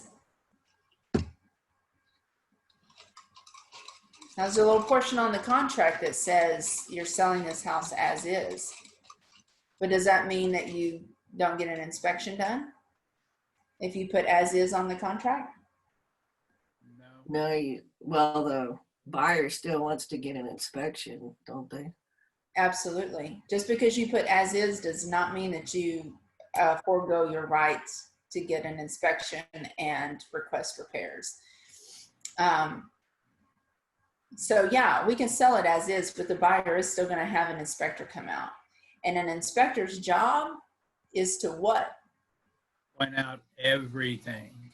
They're going to find stuff, and because they go everywhere, right? In the attic, they go basement if you have a basement, they're crawl space if you have a crawl space. I mean, they're everywhere, right? So it's their job to find something and explain that to the seller. You're like, the buyer has the right to do an inspection, and the inspector's job is to find things. So let's not waste our time with the little piddly things that we can get done on our own. Right?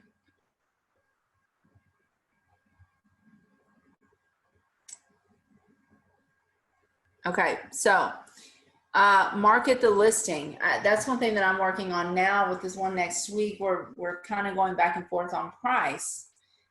They bought the house a year ago. They're having to sell because of the quarantine thing. He lost his job and they're having to, and it's sad. It's a sad situation. They're a young couple. But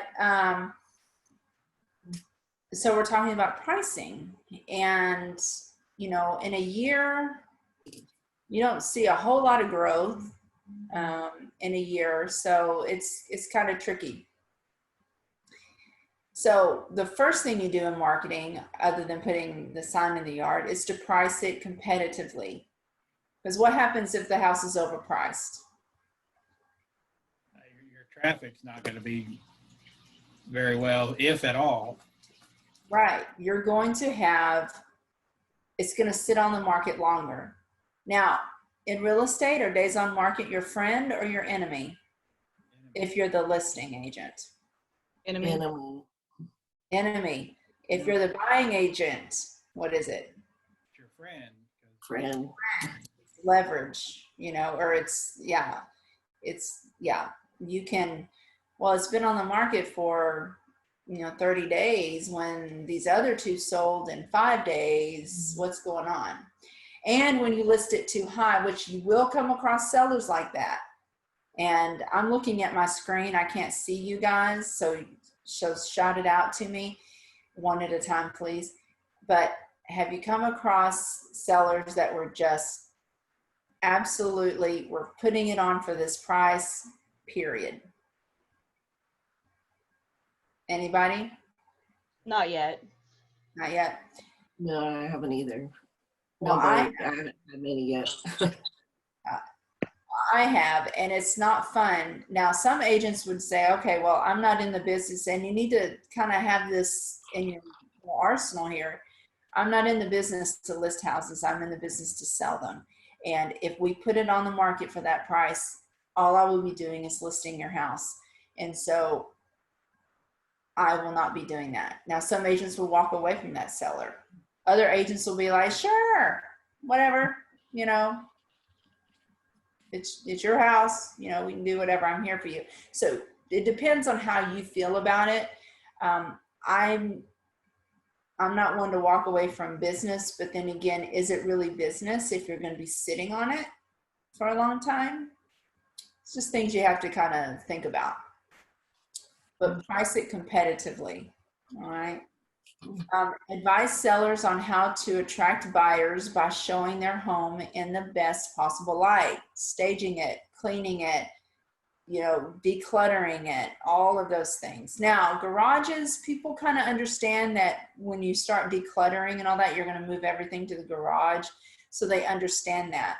But for the inspector to go through and see everything, you need to have things moved away from the walls, because they're not going to move any boxes or anything. And that part of the house will not be inspected.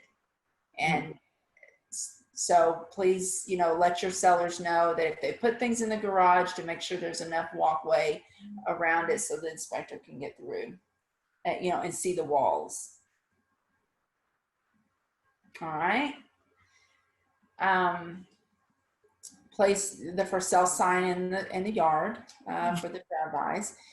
Respond to all buyer inquiries immediately. Again, that's the whole thing with the follow-up.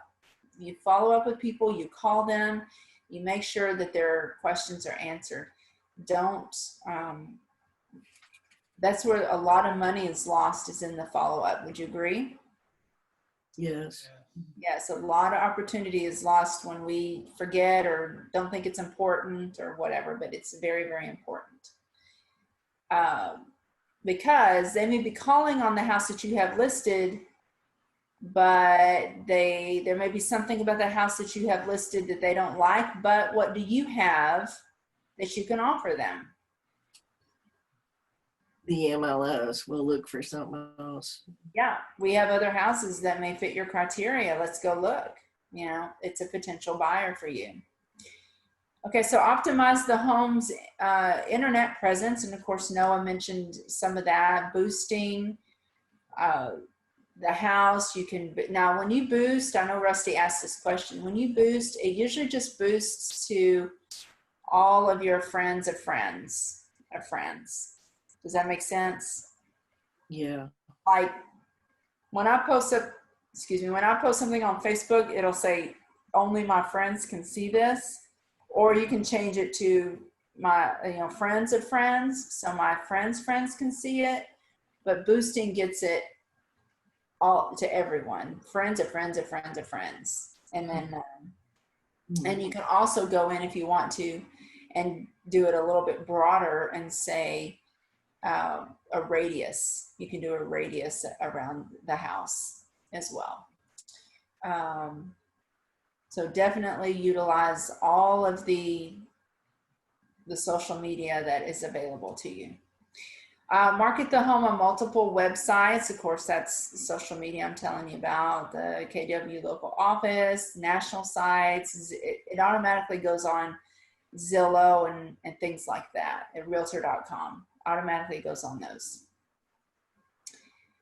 Post the home on your branded KW app, which should be automatically done, I would assume, but I'm going to ask about that. I mean, because once it's in the KW listing service, it should be on your app as well. Create flyers and comment cards for viewers of the property. Now, that leads me to this. This costs money. If you're the listing agent, it costs money. So again, if you're a new agent and you have a listing, I do not want you to go broke on this kind of stuff. Do this, well, and it depends on the price point of the house as well. So if you're going to get, if it's a, you know, $400,000 house, you know, then you're going to get a good commission off that. splurge a little bit on this stuff. But if it's a $150,000 house, you know, be modest. But this particular house I had on the market in the summertime, we were asking $530 for it. So I went ahead and splurged on this, and I had these made. They're hard. Can you see it? Yeah. They're real hard, glossy. It's really pretty. It showcases the house really well. And you can hand these out at open houses, and I like the landscape, but they also do it in portrait. So if you wanted, you know, portrait, you know, book type, and then it has your information on the back and the front. But yeah, you can do these and hand them out at open houses, or you can just have them sitting out on the counter. So when people come and see the house, they can pick that up. And if you wanted to, like with the landscape one or the portrait one, if you wanted to put like the seller's disclosure and all that other information inside this, you can create, you know, you can treat this as a folder as well. So again, you know, these are really nice to do and people like to see them, but just be mindful, they do cost money. And, you know, for a new agent, you might not want to, you know, go that far out unless it's a higher number sales. Make sense? Yes. This stuff is available to you.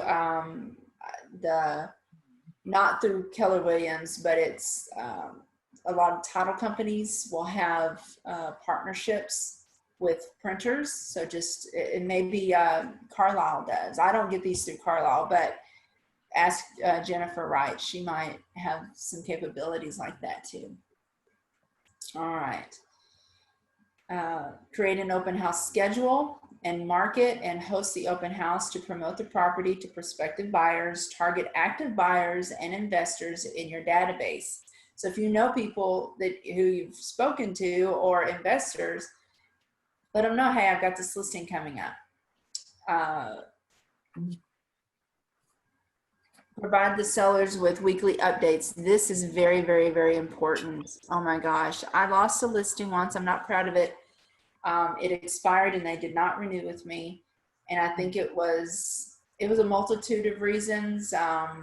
But I think one of the biggest is I didn't communicate with them very well. And I'm not proud to say that. I learned the hard way. You set a precedent at the listing. When you sign that listing agreement with them, you set a precedent and said, I'm going to contact you on Tuesdays and Fridays. Whether I have news for you or not, I'm going to contact you on those days. And if it comes up on a Friday and nothing's happened, you know, Tuesday, Wednesday, Thursday, you just call them and how's everything going? How are you feeling? There's nothing really new, but you know, that's, but I just want to call and check in on you. Okay. So you set that up for them. What happened to me is if I didn't have any news, I didn't call.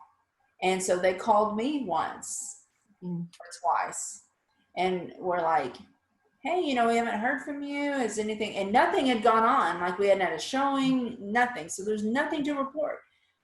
But that's where I made my mistake is, you know, you always report to them just to check in. Okay. So don't be like me in that regard, because that was not a good thing. You always set that precedent in the beginning and you follow through with it. You do it. Even if it gets to the end of the day and you're like, oh, I forgot to call Mr. and Mrs. Smith. Call them. I don't care what time it is. Well, of course, not midnight, but you know what I mean? Like if it gets to be about 7 o'clock, even if it's a quick text saying, hey, you know, thinking about you, nothing new, whatever, just communicate. All right. Any questions about that? No. No. No, that's good. Okay. Talked about the open house, play the video, get the word out, door knocking, leverage the internet. Yeah, I'm going through the book here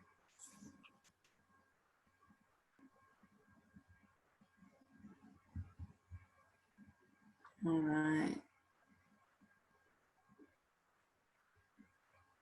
Okay. Also community websites.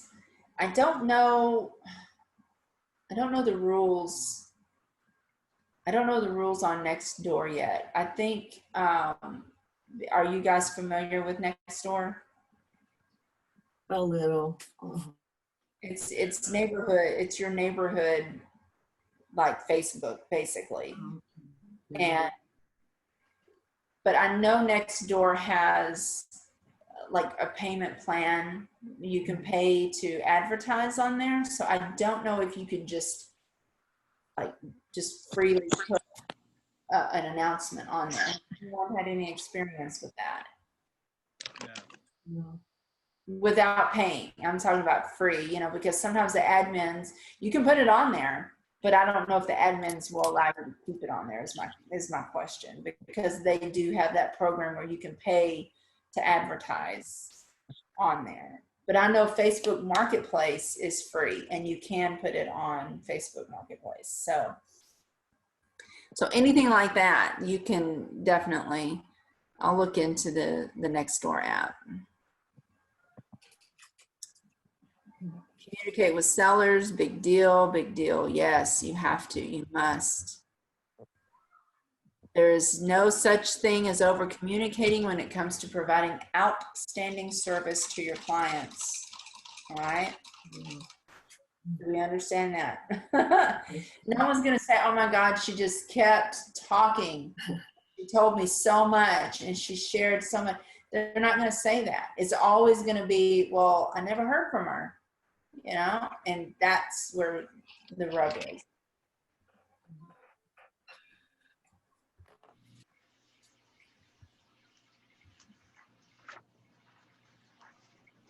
So we're going to follow communication tips. Always ask and learn about your customer's preferred communication method and timing. Do they prefer phone calls? Do they want an email? Do they want a text messages? You know, once a week, twice a week? A lot of times I offer, now that I learned the hard way, I just say, I'm going to do it here and here. Now, if they say that's too much, Tammy, we don't want to hear from you that much, just call us when you have news. Then again, they're in control of that, right? But you've had that conversation, and that's what's important, is the conversation. I will say on that though, I come from an automotive background, management automotive background. 99% of the people that tell you that I don't want to hear anything unless there's actual news, that's fine for about a week and a half.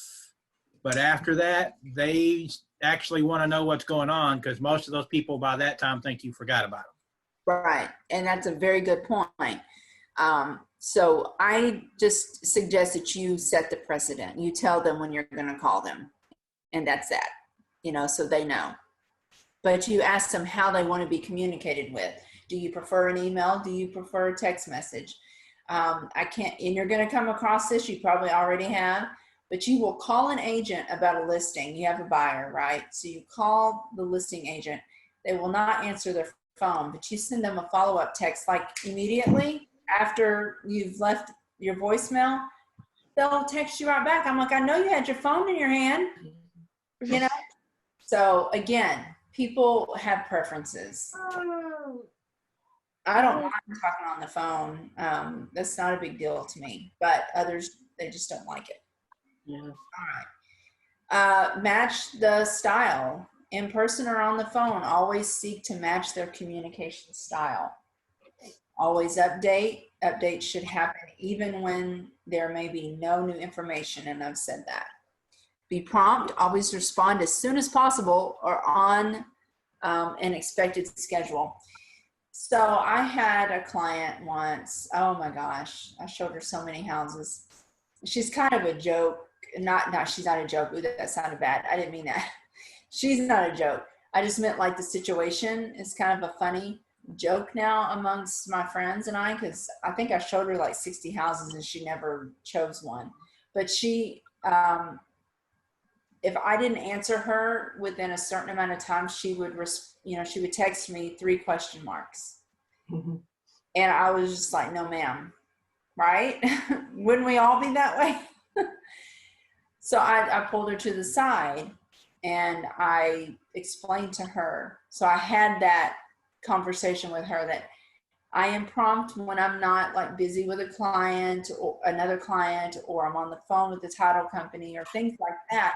I had to explain to her because she just was wanting me to answer her right away. And you're going to come across, buyers and sellers like that. So just be aware that if you set that tone in the beginning, hopefully you won't get the 3 questions. Never talk down to them. Always communicate as a partner, not as I'm smarter and better than you, right? Because can they fire you? Yes. Yes. They can fire you. You can be fired. They can Donald Trump you, right? You're fired.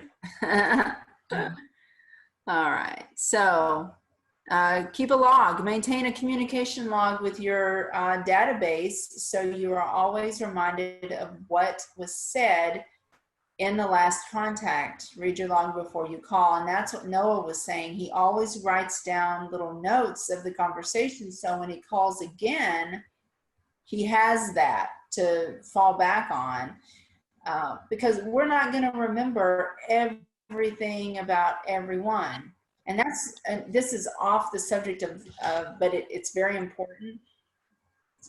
Talking about clipboards. Now this is where I do the large clipboard, the regular size clipboard. What I do is when I'm showing houses, say a buyer wants to look at 5 houses, I put them in order. I print out the customer full off of MLS and I put them in order on the clipboard. And at the bottom of that, there's always space left, so that they can do notes because they don't have all the information we have. And so I have 2 clipboards, one for me and one for them, because I keep notes too. But this way, when we walk, when I meet with them, I'm like, here's your clipboard. These are all the houses we're going to see today. They are in order. As we walk through, just write notes on the bottom because I know they're all going to start looking the same to you. They're going to blend together. Okay. So this way you can go home and look over them and discuss them and remember what you saw and how you felt about the house. So that way it gives them something to do as they're walking around and you're talking to them and they're writing. And they really like that they have, take your clipboard back at the end, but they have the papers to fall back on. So I like doing that. And I think the buyers like it too. I've always had good feedback on that. All right, so communication. Always include all decision makers. If I'm calling and I'm talking to the wife and I'm talking to her, but then she's like, oh, I'll tell my husband, what might happen? Oh, they could forget some of what's said. They could alter what's said. I mean, it's the old sit in a circle and pass a story. It's never the same story when it gets back to the beginning. Exactly. So it's best to have discussions with both with all decision makers. If there's 2, if there's 5, however, try to do it. And with the Zoom business, that would be good. Now, Zoom calls, I recently heard that they may not be as secure, if you do the free account. So if you do a paid account, I think there's more securities in that. But yeah, with the Zoom calls, video chat, whatever you want to use, if there are more than 2. But it's always best to have all the decision makers in one conversation. And always have a great attitude. Always be enthusiastic and positive and like, yes, we can do this. We're going to sell your house. All of those things. Because they want to be pumped up. Okay, so customer experience. Customers do business with you because of your service and the perceived value they get from that. They want to do business with people that help them feel comfortable with making one of the biggest decisions of their life. An excellent customer experience will set you apart. This is important. Always under promise and over deliver. Always under promise and over deliver. This idea should be a hallmark of your business. All right. So some examples of under promising and over delivering would be what? What do you think? Anybody who wants to chime in? Oh, like I'd do one open house a month, but then I'd really do two maybe, or I don't know. Yep. Yep. You could do more, right? It says here in the book, it says, if you say you will communicate once a week, communicate twice a week, or until your seller asks you to scale it down, right? Mm-hmm. So that's under promise, over deliver. Say your staging expert will be in touch with the sellers that week, and then make sure the stager calls them the next day. You know, so it's like put it out, but then make it immediate. Make what you're telling them immediate. Does that make sense? Another thing too that you can do is, and you'll see it in the video. I'm going to show the video here, but they talk about going above and beyond for your sellers. Now, sometimes you have 10 listings and you can't do that all the time, every time. So do things that you know that you can do consistently for people. So let me get this video pulled up. And what are some other ways you can under promise and over deliver while I'm doing that?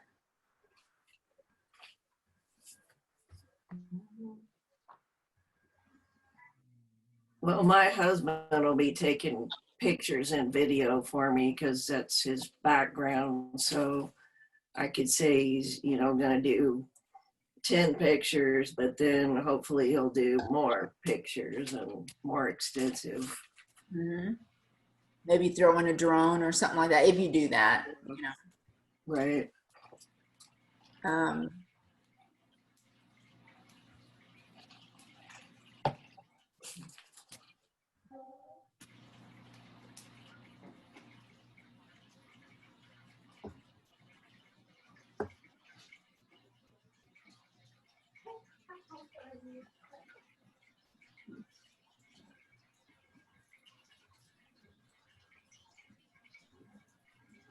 Mama, do you know what I tried to touch you. Okay. I was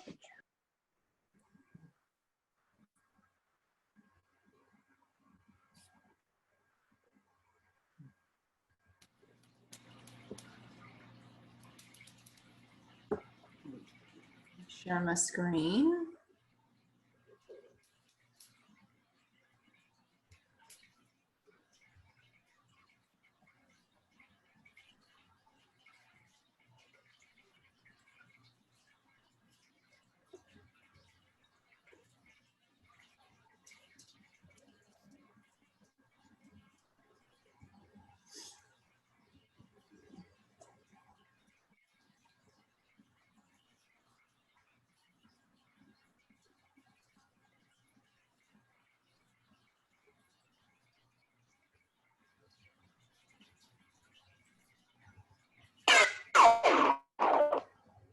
I don't know why it's doing that.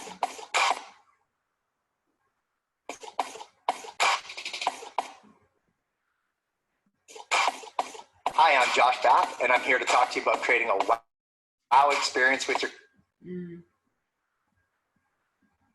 clients. Creating that wow experience with your clients starts right in the initial interview. When you're sitting down with them and you're listening to them and you're asking them good questions, that's really what sets you apart from the rest of the agents that just go in there and talk. The mindset should be not what am I going to ask them next before they've even finished their sentence Hold on just a second. with you. The mindset should be I'm gonna pause it real quick and see if it. mindset should be, what do you say? I don't know if it's a download issue. Let me see. How's it coming across to you guys? Very choppy. Yeah. It's choppy over here too. But most of what he's saying is like written on the screen, so hopefully.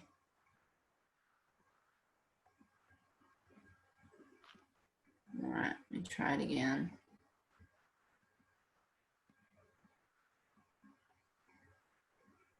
Saying to me. A couple things that I do to establish a really good wow experience for my clients. I tell them that a photographer is going to contact them. I tell them that a home stager is going to contact them. And after that's done, I follow up with them. And I ask them, so how was your experience with my photographer? Now, I already know that the photographer I've chosen is incredible. And they're going to Okay, I'm probably deliver going to- great service the way I deliver great service, except I get to use the service they use as an extension for the energy. Yeah, I'm gonna turn that off. I can't stand that. I don't know what's going on. So we're just gonna talk it out. We're gonna be done in the next 10 minutes anyway. We've covered everything. But what he's basically saying is create a wow experience and start that from the very beginning. Say, for example, the house is vacant and the lawn needs mowed. Send somebody out to mow the lawn. I mean, that's a service. It's going above and beyond. I did that, not the yard, but a friend of mine, he was having some work done to the house before he put it on the market, and it needed to be cleaned. And so I told them, I was like, look, I'll come in and I'll clean it. I got a friend to come over. I paid her some money to help me, and we cleaned his house top to bottom for about 4 hours, and it was vacant, so it helped, but yeah, so do those types of things. Especially when you're working with friends, you want to do a little bit, but you want to do the extra mile with a lot of them. But yeah, just a wow factor. He was not expecting that. He didn't, he was just like, wow, I really appreciate that you did that. So, so things like that. Again, it's the under promise and over deliver. That's the whole principle of it. If you tell them that the photographer is going to be there, or contact them kind of like they said in the example, then have them call the next day instead of a week out or whatever. Just give them things that they're not expecting, right? And it's like, whoa, you're on top of your game, right? And that's what you want. You want them to think that because you are, you want them to think that you're on top of your game. All right, so let me go back to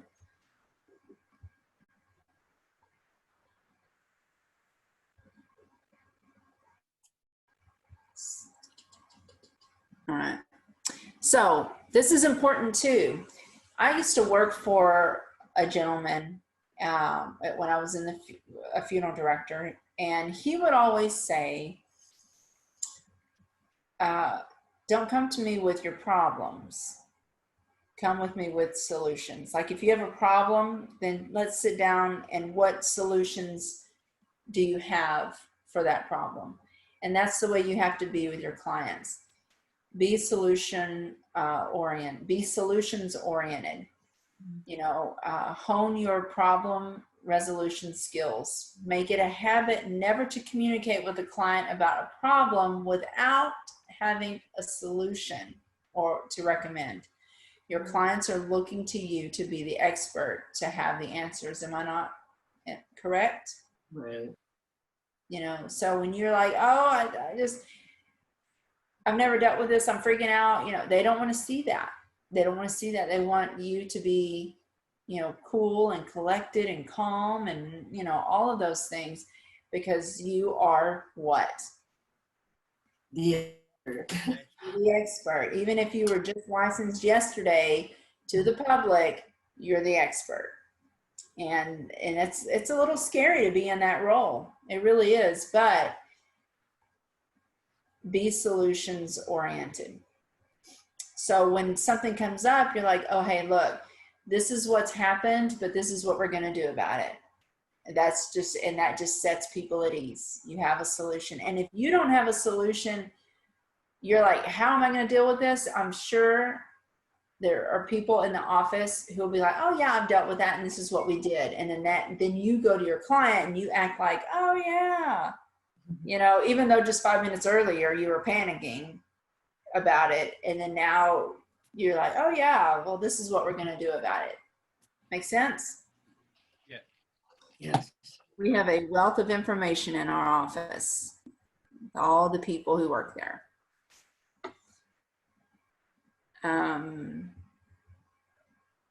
Again, this says develop staging resources, but I think you should develop resources of all kinds: title companies, lenders, roofers, contractors, everybody, you know, stagers, everything. One thing you can do if your client wants to, your seller, you can have the seller have an inspection done. If you say, well, fix the little honeydews here and there that, you know, and they're like, we have no idea what would be considered a honeydew. So they can have an inspector come in and give them a report, and then they can pick the things on the list that are easy to do. And they will even have the knowledge of what's going on with the house. Now, once they know that information, they have to put it on the seller's disclosure. However, so a lot of sellers will be like, no, we don't want to do that. We'll just wait for the buyer, because the buyer is still going to get their own inspection done. But that is an option if that's something that your sellers just wanted to do. They can also get an appraisal done on the house. If you're just not sure where the pricing should be and you're not agreeing, you can always offer, hey, you can get an appraisal done, and it can't be used, you know, for a buyer. The buyer's not gonna be able to use it, but maybe it will show the seller, because they're paying for it, it'll show the seller, okay, all right, it's not just her, it's the market is also saying that it should be this price. A lot of times the sellers don't do that, but I'm saying those two options are available if, you know, you want to offer that. If you're having issues, you can do that. So any questions about that? Not yet. All right. Communication tips. Sincerity. Be honest and reliable. Be understanding. Focus on their needs, wants, and values. Be predictable. Deliver what is promised and expected. Provide the extraordinary and uncommon. So be communicate exceptionally, I guess is what that means. And then responsiveness is very important. Report quickly and reliably. Now you may have to explain to them, you know, well, I can't jump, like they'll say jump when you say, you know, whatever, but just say, I can't, you know, answer you, you know, if I don't answer you within 30 minutes, you know, or you can even set the tone and say, I will answer you within 30 minutes of a correspondence, you know, or an hour. You can set that up if you think you might be in a meeting at that time and you can't get back to them, or you can't shoot them a text or whatever. But again, it's all about communication and letting them know. Never leave them in the dark.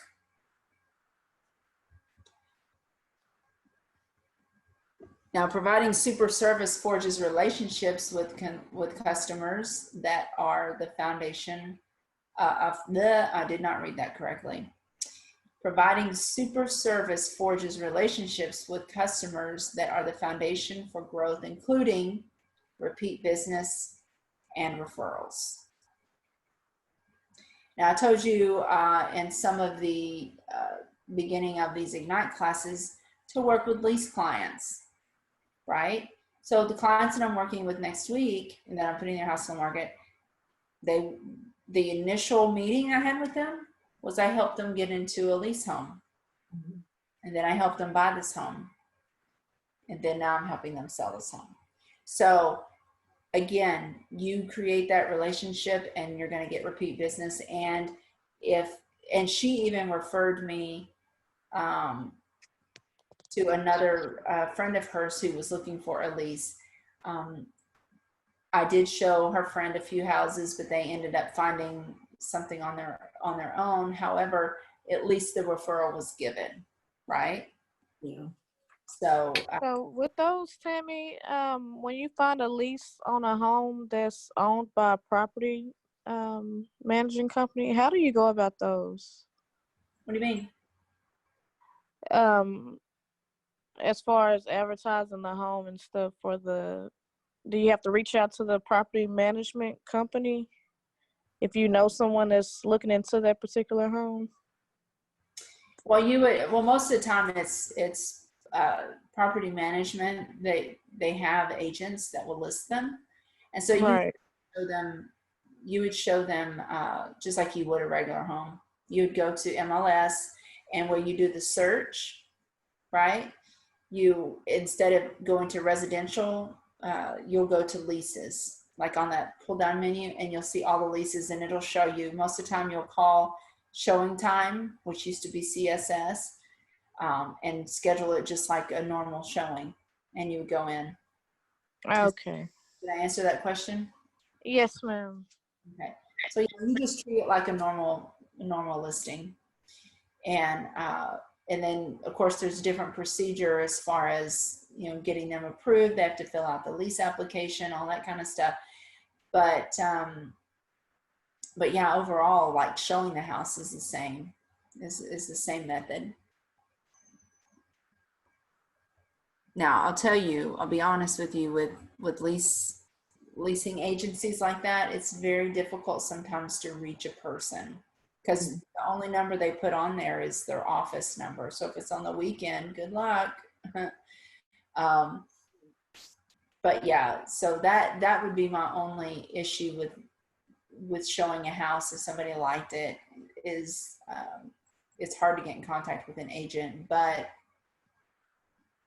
that's where I got my start, was with leases. So I encourage you to not be afraid of leases. They're a great source of, especially when you follow up, because that's what I did. I don't just put you in a house.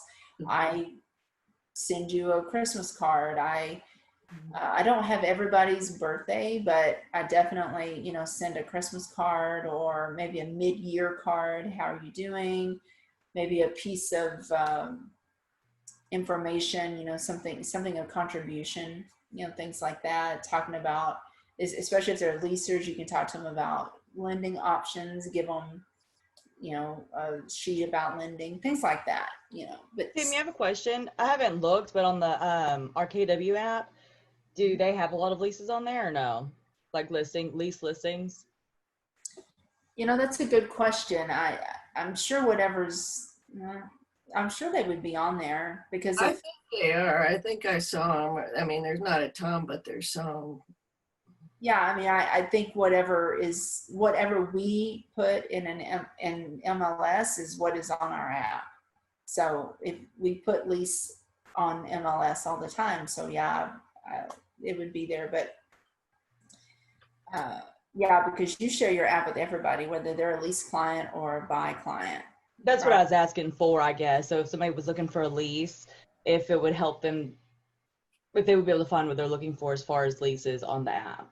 They should, yeah, because it's everything that's in MLS. Okay. So yeah. Okay. All right, so we are actually done with everything. It looks like I actually covered it in time. Yay.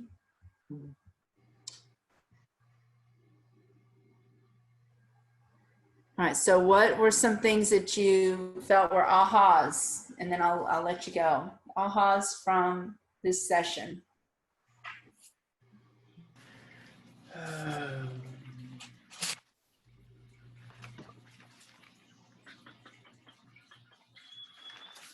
Did you learn something? Did you hear something that you're like, oh, wow, I didn't know that? I guess maybe how to customize how you do an open house a lot better, just different options for that. That was some good material that I took some notes on for when I do an open house from both you and Noah. So that was appreciated. Good, good. Yeah, and like I said, that's the beauty of real estate. It's our own business, and we kind of formulated the way that works for us. I never really thought about the searching for open houses through the MLS. I never really connected that. I mean, I thought more checking with the office and that type of thing. Yeah, but let's make sure that we can do open houses. Again, there's probably a policy, you know, I'm not going to say that they won't allow you to do an open house for somebody else, for another brokerage, like say, you know, Laura, you said you came from Remax? Yes. So again, let's make sure that we can do that because, of course, you're going to be advertising yourself, Keller Williams, when people walk in. Do people look at brokerages? I would say no, not too much. I don't know. I think they might, because if they had a bad experience with Tammy, for example, and she was Keller Williams, then Tammy and Keller Williams are forever tied together. True. In their mind. Mm-hmm. And you're right, they are for the most part. But people who, I started at Coldwell Banker, and I had a client, and when I was transitioning from, and I have there's nothing wrong with Coldwell Banker, great company. It just didn't have the business model that fit me. So, but I had a client, and I told her, I said, well, if you choose a house right now, then I will stay with Coldwell Banker a little longer to go ahead and get that through. I said, but I'm transitioning to Keller Williams. And she's like, oh, weren't you? I thought you were with Keller Williams. I mean, she just didn't even know. Like, I don't even know if people take that into consideration unless, like you said, John, they've had a bad experience with somebody at that agency and they just don't want to do it. But that's one thing is, are there bad apples in every cart? Yes. Absolutely. Absolutely.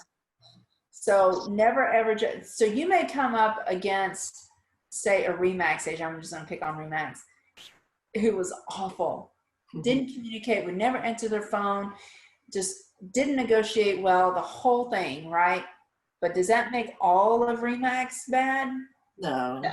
That's just that one agent, because we're all individuals, and we run our business the way we want to run them. Because you may work with another Remax agent who is on top of things and very helpful and all those things. So again, look at it from the individual standpoint. Right. Because that's what I used to hear about Keller Williams. Oh, Keller Williams agents, they're terrible. Oh my gosh. And then once I got into the industry, I realized that's not true. It's all individual based. Yeah, at my Remax office, she owned 3 different locations, and there was a wide variety of personalities. In general, I liked the office and how they did it. I just needed to be closer to home, and Keller Williams does better training, to be honest, I think, and their technology is ahead. So yes, see, that's what I'm saying. There's nothing wrong with Coldwell Banker. It's been around for 113 years, whatever, but it just didn't fit my business model. Yeah. And what I needed to grow my business. So again, and I still have friends who work for Coldwell Banker and all that. So it's an individual basis. So yeah, let's make sure that we can actually cross-pollinate like that. I know it's probably not I think it's probably frowned upon, you know, because they want to keep it in house. Kind of think so. Yeah. But, you know, but that would open a lot of opportunities for a lot of people, you know. I mean, I guess you could, even if you just tried to say target an area, you could always preview who they work for. And if it's Keller Williams, then, make contact from there, I guess. Yeah. Little more research involved, but Yeah. And you can go to all those open houses on MLS and look at the bottom and see who the agent is. And there you go. You can do it that way. But again, if we could do, I mean, when I was at Coldwell Banker, I did do an open house for another agent in Dallas, and she was like her own brokerage though, I think. Anyway, so my manager, who would be like a Wes, was like, no, we don't mind you doing that. We really, but you have to advertise Coldwell Banker. You have to, you know what I mean? Like you can't. So maybe that's something, but Noah will figure that out, and hopefully we'll get the answer to that soon. But it would definitely open up a lot of opportunities if we did cross-pollinate like that. And maybe it would create less, I'm better than you kind of mentality. Who knows? Yeah. Are you kicking us off, Wes? I'm sorry, you're muted. Yes. Good morning, everybody. How's it going? Good. Good morning. Morning. Are your brains about to explode? You have so much information in your head. Yeah. Yeah. Like yes. Well, yeah. I'm going to go ahead and end the session just because we have the book club that needs to go and get started. So, I hope did I catch you at a good time to cut off? Oh yeah. We were winding down and talking. Now we do have a question for you though. And Noah said he was going to look it up. But can we do open houses for other brokerages? Sure, you can. Okay. All right. Because I know some brokerages frown upon that. They want you just to do your own brokerage. Yeah. No, I've done an open house for a Remax agent. As long as they're okay with it. Yeah, you're advertising yourself, Right. So yeah, get out there and do what you can. But here's the thing. Honestly, there's plenty of houses within our market center, just our market center. There's plenty of open house opportunities. Obviously not right now, but in general. All right. Hey, listen, if you'd like to jump over, we're doing the book club on the MREA. Started 7 minutes ago. So feel free to join us, but I'm going to go ahead and cut this one off. Started at noon. The reading session starts at 11:30. Oh, okay. All right. Well, I'll jump on that one. Is it the same? All right. Thank you, everybody. We'll talk to you later. Bye. Bye-bye. Thank you.